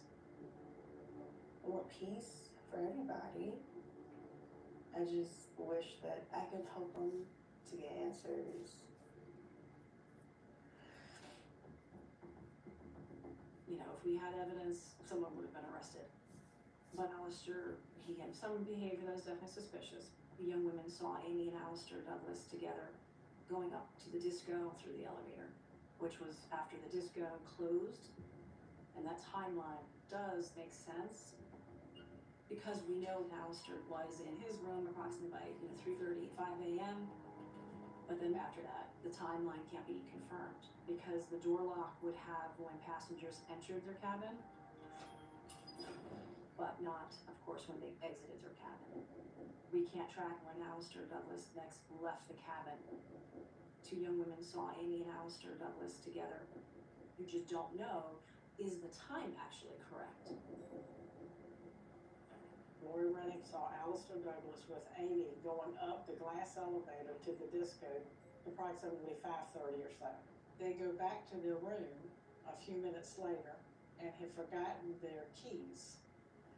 And so they knock on the door, and the mother of one of the girls opens the door and lets them in. So there's no lock link showing key entry as to when they said they were going in. I can't find any evidence anyone interviewed the mother who let them in the room at 5:30 and 6 o'clock in the morning to confirm that time. The fact Alistair Douglas is not in the United States makes it very difficult. We have no jurisdiction. You can't just go into another country, without the permission, of course, or, hey, can I speak to your citizen? I just remember he was very nice, very chill, good guy. Had no bad thoughts about him, no bad experiences with him at all. He was in the wrong place at the wrong time, dancing with the wrong girl, and he told them what he knew. No one even thought he would be capable of doing anything wrong or bad. It's surprising how few people realize the dangers of cruising, but the things that have happened to Amy Bradley and her family do happen. I don't know what kind of background check is done on the crew that's hired there, because they're hired in countries where the vetting practices might be incredibly different from what we're accustomed to in the U.S. There are stories after story after story of disappearance or suspicious deaths, sexual assault. When something happens, I suspect the first person they call is the legal department What do we do? How do we cover this up? How do we make this go away? I think people forget when you get on one of these cruise ships, you're in basically your own country. You might be a U.S. citizen, and this may look like Main Street USA, but it's not. Because the sheriff of this town, the boss of this little floating village, is the captain. And the captain is an employee of a multi-billion-dollar company. What's at stake is money. It is profit over people, profit over protection. Being a proud Royal Caribbean employee, it was just kind of heartbreaking that we were accused of, either wrongdoing or not doing our job properly or not caring. We had a business to run. And it was a very unexpected happening. I've concluded that the conspiracy theories about Amy Bradley are BS. I think she jumped or fell off. And I just think it's grasping at straws. A family that is not facing reality. A family who cannot come to terms with the fact that their daughter's gone, looking for somebody to blame. The front cover shows Chandra Levy, Molly Bish, Jill Berman. Here's Amy. 26 years of looking for Amy every day. It's a life goal. 2 chairs and then the balcony. You have the Sunday, and then you have the compass staff. That would be the island, and then this would be the search grid. In my quiet times, it's just like, what did we miss? Looking for a clue and looking for somebody who has something, but they don't know what to do with it, or they're afraid.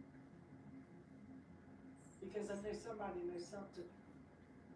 Please give us that one thing that we need. What are you holding?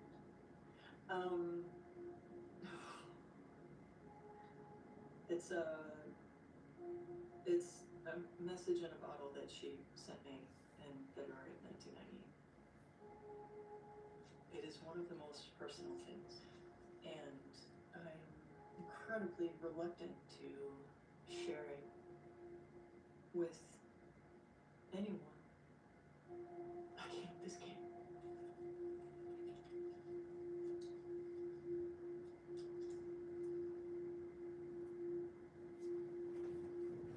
Why don't we start from the beginning?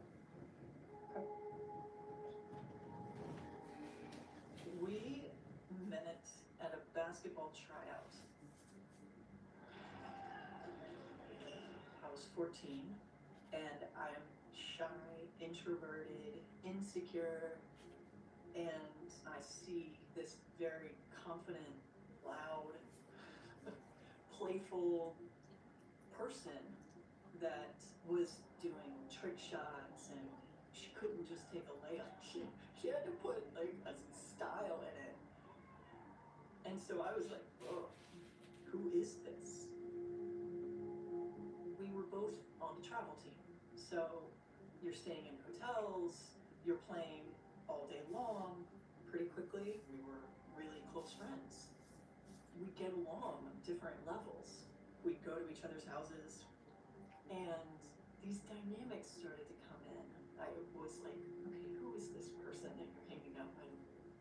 I had a sleepover at her house. I can't sleep. Why can't my heart is pounding?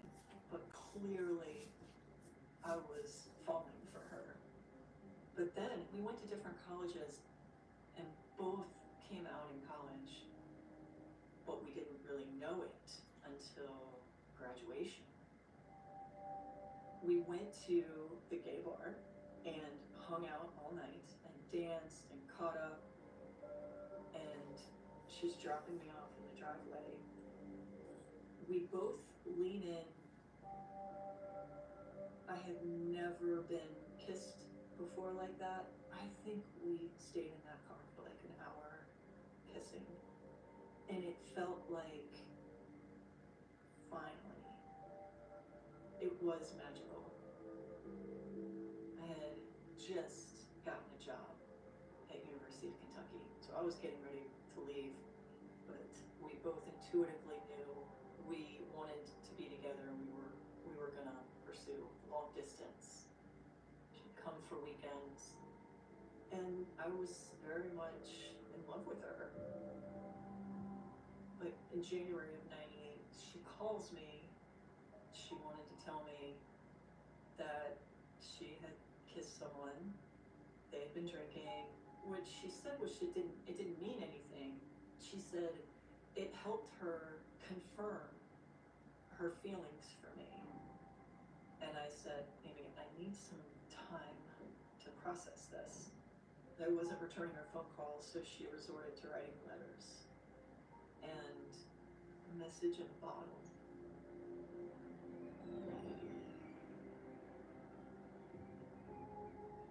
Molly, I hurt you deeper than you can ever forget.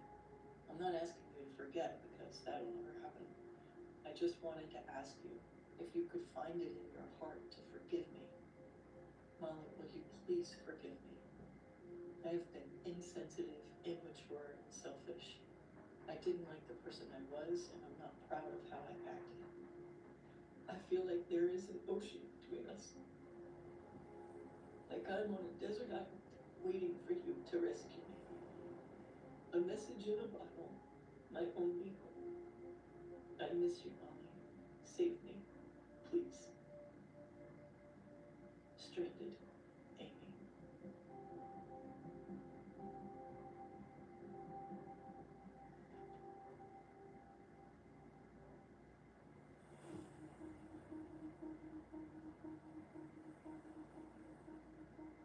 Years have passed because the 20th anniversary was coming upon us. That's a great way to get more, information out there, to really push that the FBI still has the case open, that we are, soliciting and garnering love information to come in.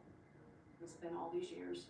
So I had age progression photos of Amy done because I myself don't look the same as when I graduated college. She could have a different hairstyle, long hair, short hair, and of course she is aged.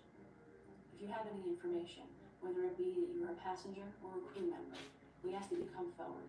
The smallest detail could assist us in finding out what happened to Amy. Back in 1998, there wasn't a whole lot of internet going on. Things have changed quite a bit.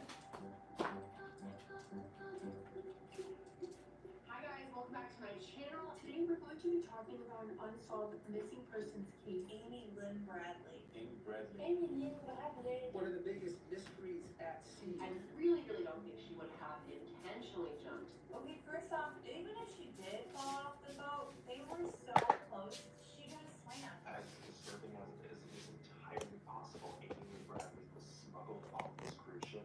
Ships have so many closets and weird little corners and nooks and crannies that you could hide someone in. She was an employee of the cruise ship and had access to restricted areas. Or maybe the band members of Blue Orchid were working for some sort of nefarious operation. Maybe the whole entire crew was in on it. I think that she was like marked. So if you have any information leading to the recovery, identification of Amy Lynn Bradley, please contact the FBI.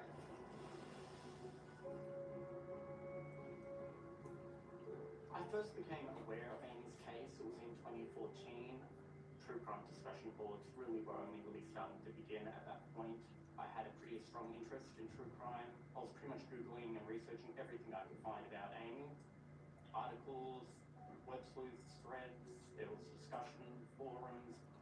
I was pretty shocked that, for one, I had never heard of the case and that Amy had never been found. Amy's story had moved me in a lot of ways, and I really felt like there needed to be a go-to resource where all of the information that pertained to Amy's case could be posted, because if they're not, these cases a lot of the time do get forgotten about. So that was why in 2018 I created my website, amybradleyismissing.com.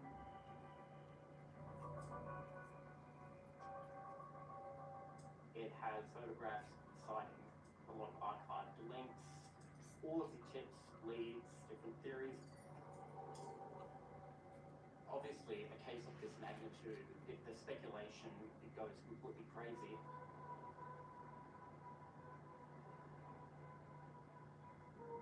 And that's where I was standing when I saw Amy. I work in telecommunications. I'm a networking and telecommunications specialist. That's what I do. Now, one day, Ivan tells me, hey, this guy, Anthony Lewis, he had built this website. So Anthony and I strike up this kind of friendship. So then we start thinking, well, wait a minute. We have a website. We have stream data that comes from that website. We have IP tracking on that website. Why don't we start to mine that data?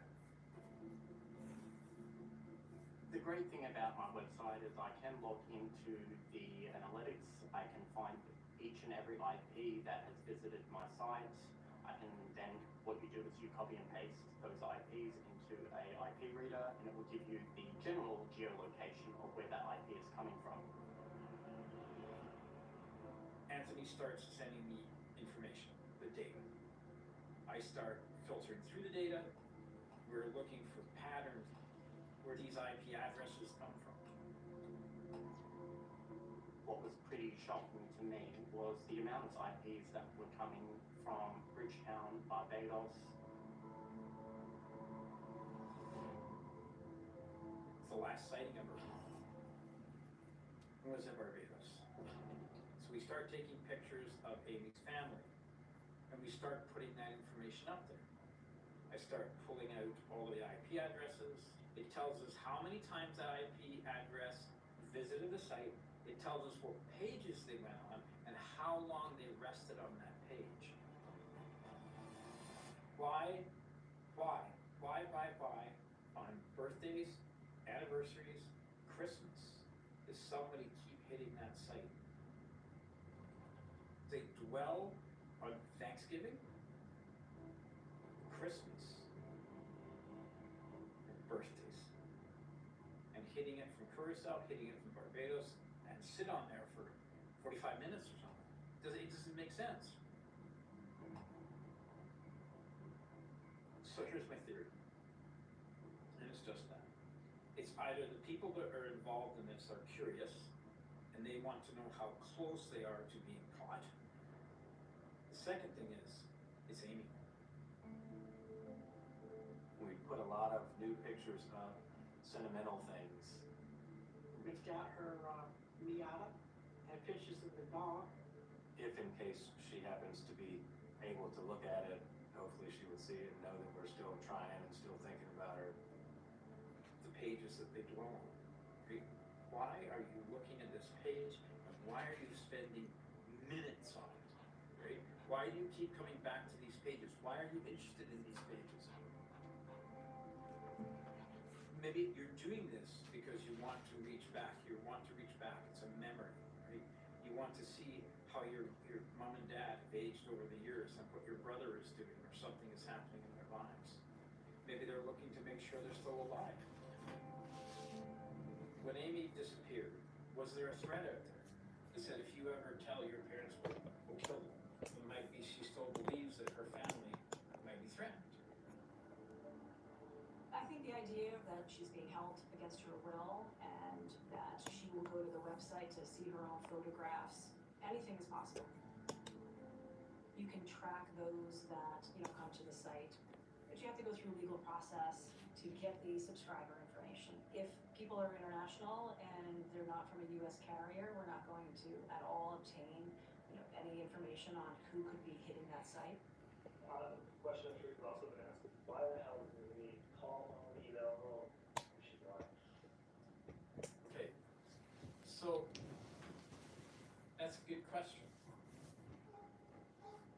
I don't understand why she wouldn't have reached out if she has access to a computer. However, we don't know, what she has experienced, what she has endured. Back when I saw Amy in Barbados, one thing that I always remember when the men said, you better be all set to go and don't try to leave or do anything because we're going to be outside waiting and watching all night. The woman She goes, can we stop and see the children? I said, yeah, we could stop and see the children. And he says, are you gonna cooperate, not try to leave? And she said, yes. I don't know whose children they were gonna go see, but she really got excited about that.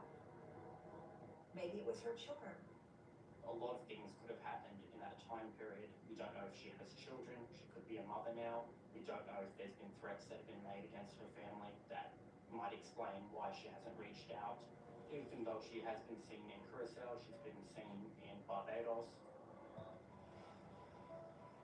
I look at all of these sightings and the people say, well, why hasn't she called you? That's probably the biggest question that we get. If she's out there, why doesn't she call you? Well, there's a lot of reasons. Maybe she's a victim of Stockholm Syndrome, where the captive person starts to identify with their captors. Maybe he's in a situation where she's had children. Maybe they threatened her. Maybe they threatened her children. We don't know any of these answers. It just gives me hope that she's still out there somewhere. To think that I've got grandchildren that I don't know, I'm still on Earth. I'm still here. So if I do, and we're able to locate Amy, and if she has children, locate her children, I'd be happy.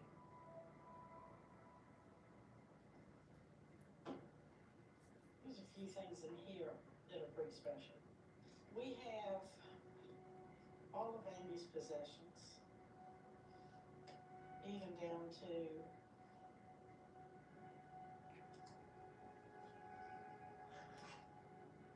the change in her wallet. The not knowing. How does it not wear them down? It doesn't. 30 years later, they're still come across as hopeful and optimistic. But hope is a double-edged sword, you know?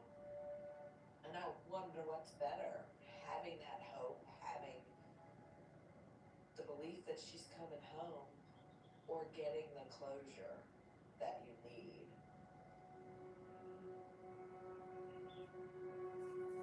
If she is drinking Mai Tais on a beach somewhere and we find her and she's happy, I would be the happiest person in the world. But I don't think that's the ending we're going to get.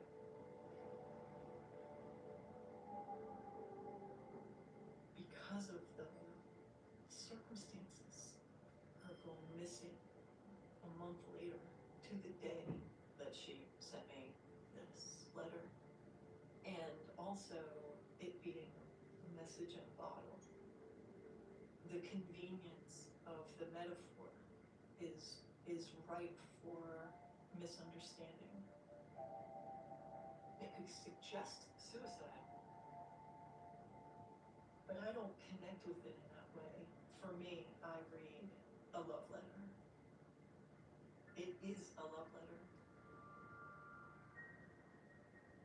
After the message in bottle, I reach out to her, and we actually got together. This was days before she left for the cruise. She wanted me to meet her dog she had adopted, Bailey. She really wanted me to see her apartment. I knew in her presence we were gonna make it work, and we had planned that we would see each other after the cruise on Easter. I don't think that she'd been on a cruise before. She was incredibly excited about it.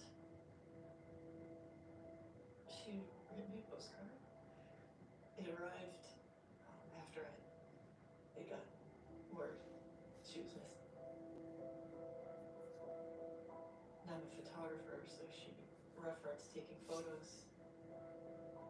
And then she said, I wish you were here.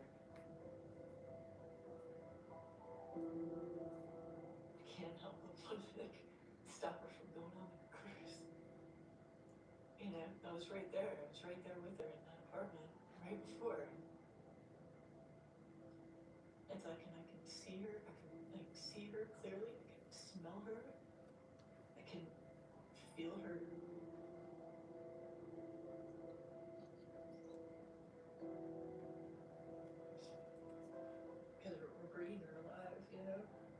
bringing her life.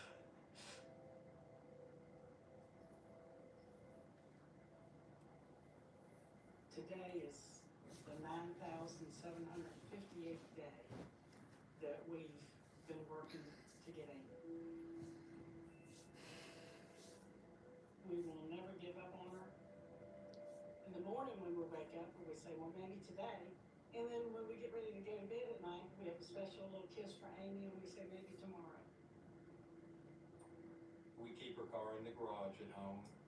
We keep it out of the weather and keep it shined up. That's hers. And she would love to be able to get back in it. So it's gonna be pristine when she gets here. And then she'll get to drive it again. We all have this gut feeling that she's out there.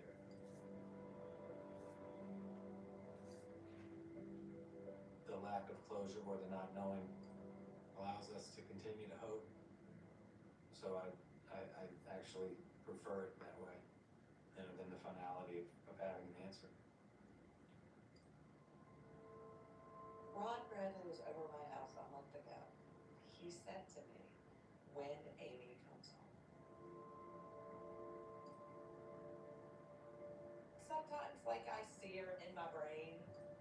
I think about her in certain places. I see her playing basketball a lot. Like, I see her drinking a beer a lot and hanging out and dancing. You wonder what she would think of all of our life choices and, you know, what we've done and, you know, and then there's just that hope that she knows that, like, gosh, we've all missed her. Brad and I broke up within a couple months of when Amy disappeared. I just think there was just a lot going on for all of us, you know. I still loved them. I think the situation was obviously so overwhelming that, you know, I probably distanced myself. I think they probably all felt like they just couldn't handle anything else. I mean, it's never going to be the same. The Amy Bradley case is, you're never going to forget it because you can't, it's so many questions. For an FBI agent, that is very, very frustrating because that's our business. We like to solve mysteries. We don't like to leave loose ends, and this case is just full of them. I think that's the struggle, all these different sightings. I desperately wanted them to be true.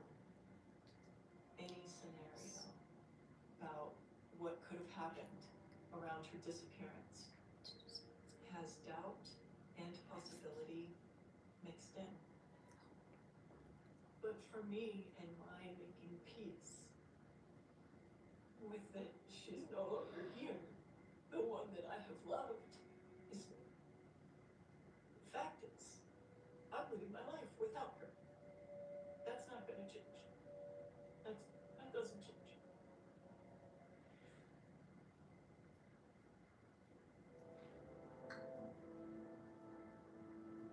Amy's case today is considered an open investigation. If anybody knows anything, were you on that ship? Did you see or hear something? It's been all these years. Maybe you took notes, maybe you wrote something down, whatever it may be. That information could help. Something happened to Amy. We don't know what that is, but we have got to have answers.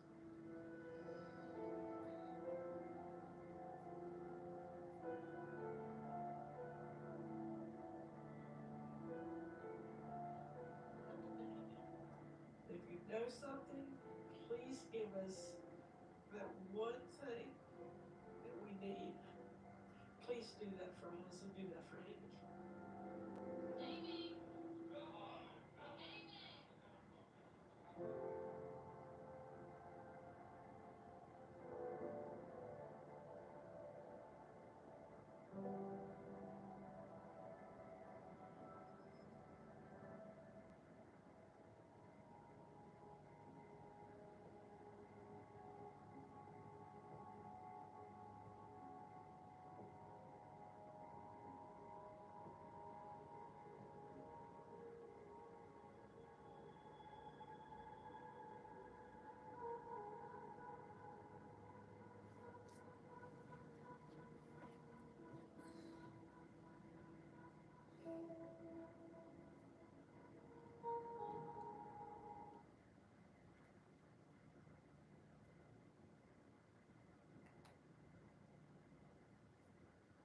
was then that they made their first big breakthrough, which was traces of blood and an opal and sapphire earring found in the boot of his.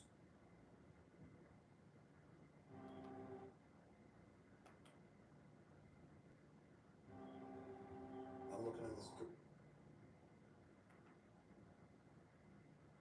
On the day of the final scene, Michelle and I were supposed to.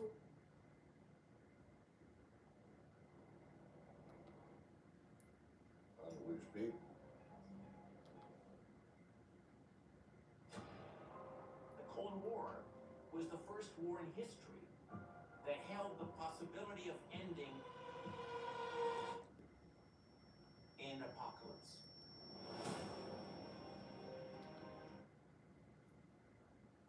Combat system combines hand-to-hand, close quarters.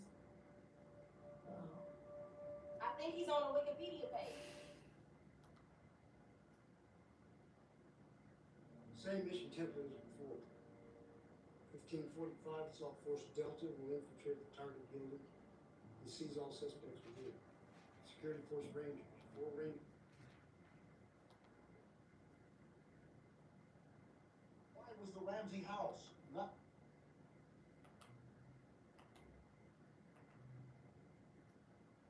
After this, I'm never talking about this fucking show ever again.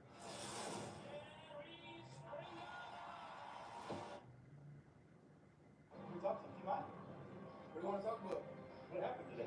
Well, went straight out of Dogtown, skateboarding, surfing it up. The first thing he wanted to do was send a loving message to whoever sees this interview. And it's powerful. It gives me goosebumps. Like, he had just been through this crazy, what to most people would be a traumatic situation, and he turned to the camera and he looked right in the camera. Before I say anything else, I want to say no matter what you've done, you deserve respect. Even if you make mistakes, you're lovable. And it doesn't matter your look, skills, or age, or size, or anything. You're worthwhile. No one can ever take that away from you. Now, He just had such a different perspective of what he was supposed to do in that moment. I look over, the guy's in there. Buddy gets out, these 2 women are trying to help him. He runs up. I get logged into the.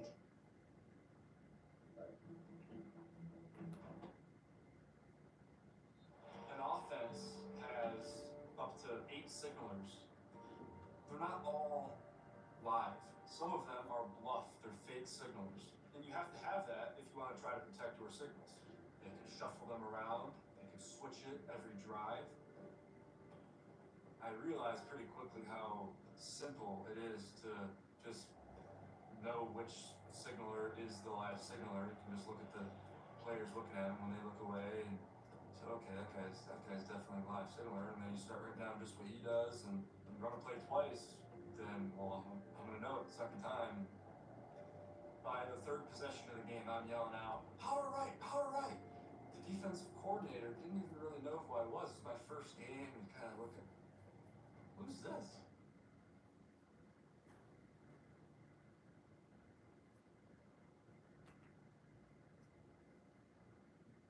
At first I could make out it.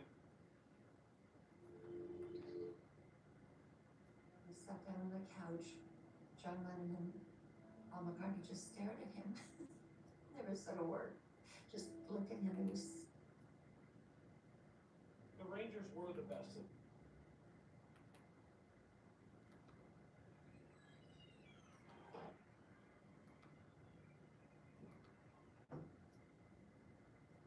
I am an alcoholic.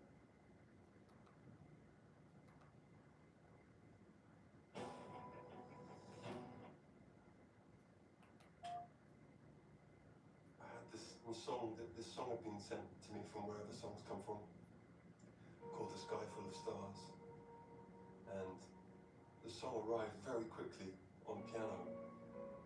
And then immediately it was like, you have to ask Avicii to produce it. Have you met Tim before? Oh, dude, come on. Yeah? We've written 6 songs ago. Oh, great. Tim being Tim, even though he had 50,000 projects that day, he still found time. Yeah,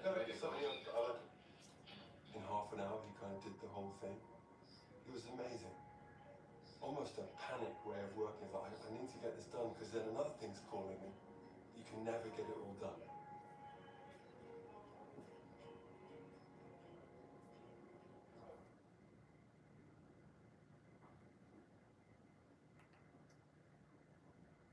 He went after old people, he went after young people.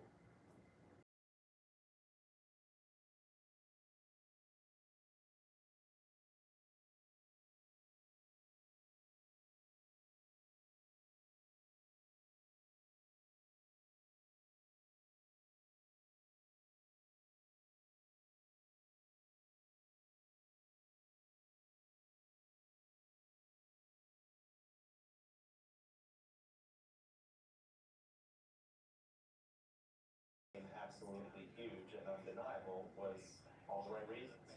One of the best selling albums of all time. Yeah.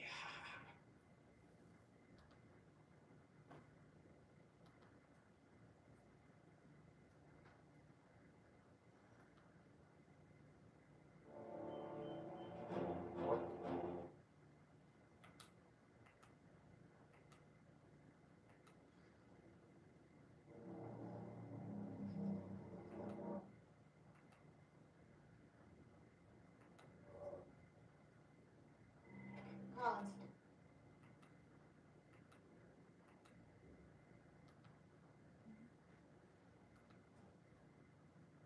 Are you investigating something?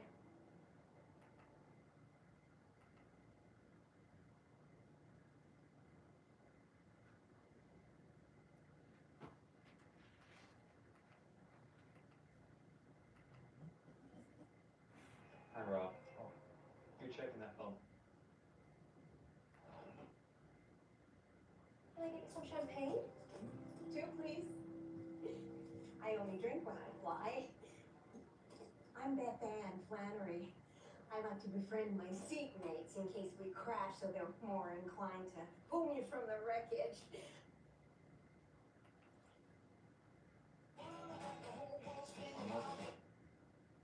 Haven't seen a watch like that since Jurassic Park. Yeah, well, you know what? It's been working really well for me for the past 30 years, all right? What? Glide. Now glide. Don't look down, don't look down. Look, don't look down, look up. Your chin should always be parallel to the floor. Now glide, glide. It's not the bloody ice parades. Glide. Gliding. No, don't pick your feet up, don't pick your feet up. Why are you picking your feet up? Because I'm preparing to run away. No, wait. What? Watch me. Glide, glide. See? Glide. It's all in the buttocks. Don't I look pretty? Takes a very secure man to walk like that.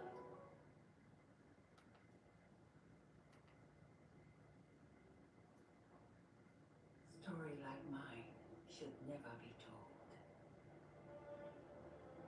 For my world is as forbidden as it is fragile. Without its mysteries, it cannot survive. I certainly wasn't born to the life of a geisha. Like so much in my strange life, I was carried there by the current.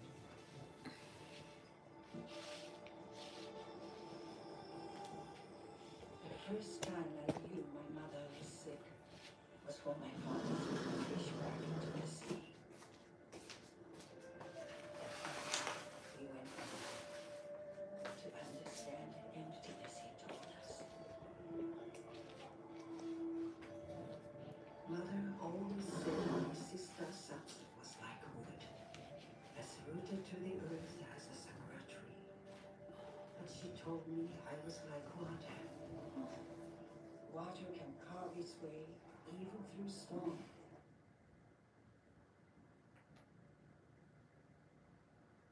You'll be looking up. Do you think you will ever be queen? I'd like to be queen of people's hearts, in people's hearts. But I don't see myself as being queen of this country. I don't think many people want me to be queen because they've decided that I'm a non-starter. Why do you think they decided that?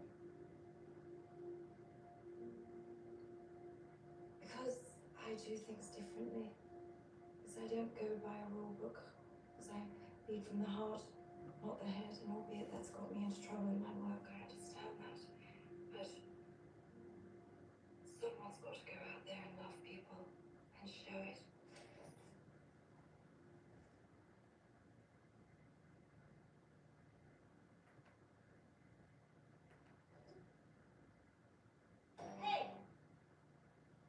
such thing as a perfect.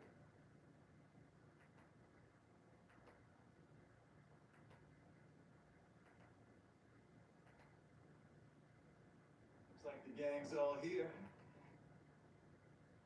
So I.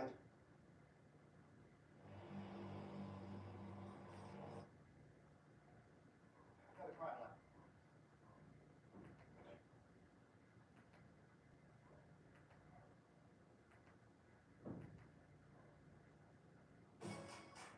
So you make. Oh man! And you guys believe I got a tattoo? Who even?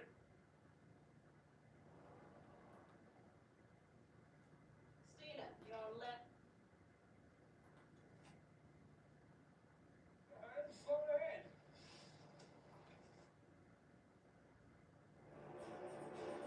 There is no place in the world more difficult to move cargo than the Arctic. This young woman, she was given to a 32.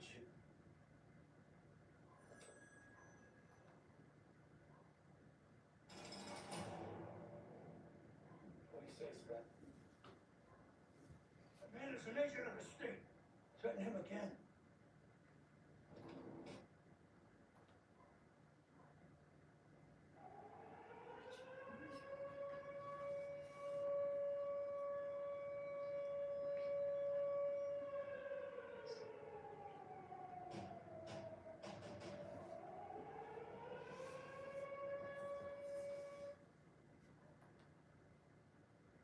I haven't seen a rope like that since Jurassic. So he came back from 2050 and he got you. Yes. How old are you now? 12. What?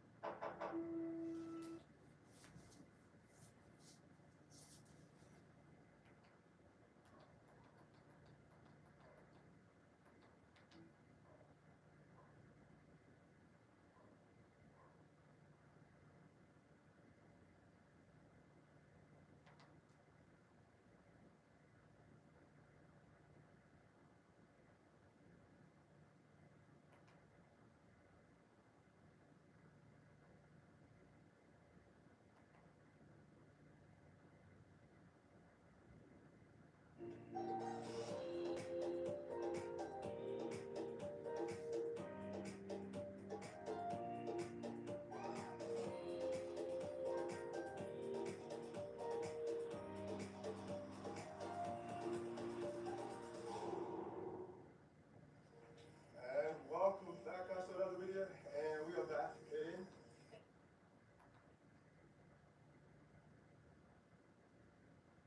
I said good morning. I said good morning. Welcome to Supaladur. Wow, Shakara!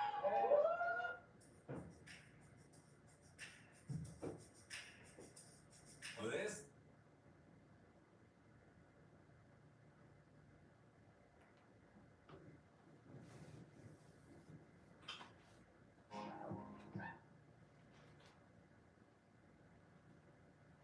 Sorry, I'm not the person I used to be.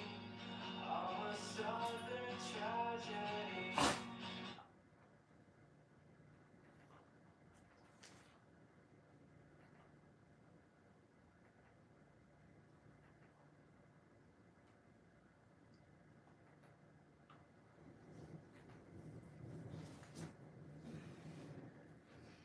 Hey everyone, in today's video I'm excited to share with you one of the most incredible adventures I've ever embarked on. Imagine journeying through a place so remote and so untouched that it feels like you are stepping into a different world.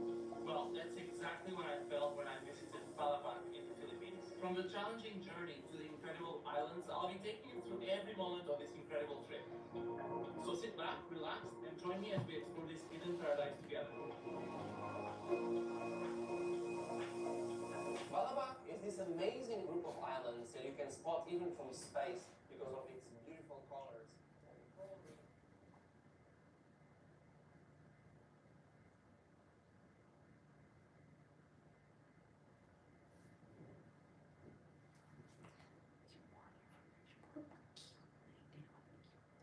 There I have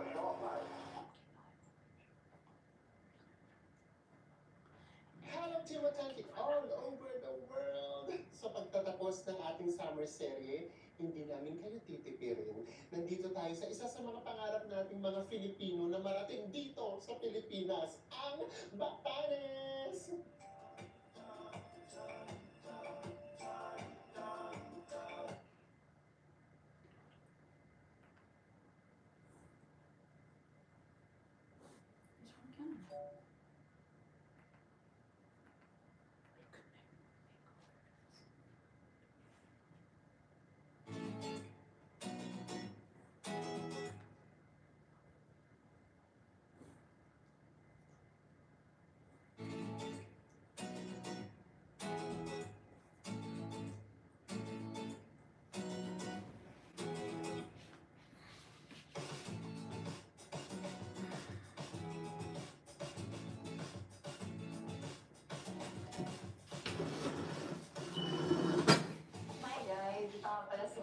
Ngayon, nandito tayo sa may NAPS Terminal 2, Cal Domestic Departures. Dahil tayo ay pupunta ng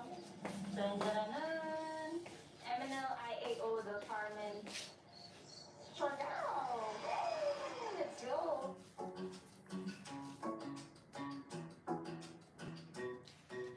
So ngayon ay April 15 and punta na tayo ngayon sa next step. Kaka-check-in lang natin, kakakuha ng boarding pass. The next step is, I think yung security check yung bags. And then we're off to Siargao. Tapos kami sa lahat ng mga kailangan gawin. I think the whole thing took 30 minutes.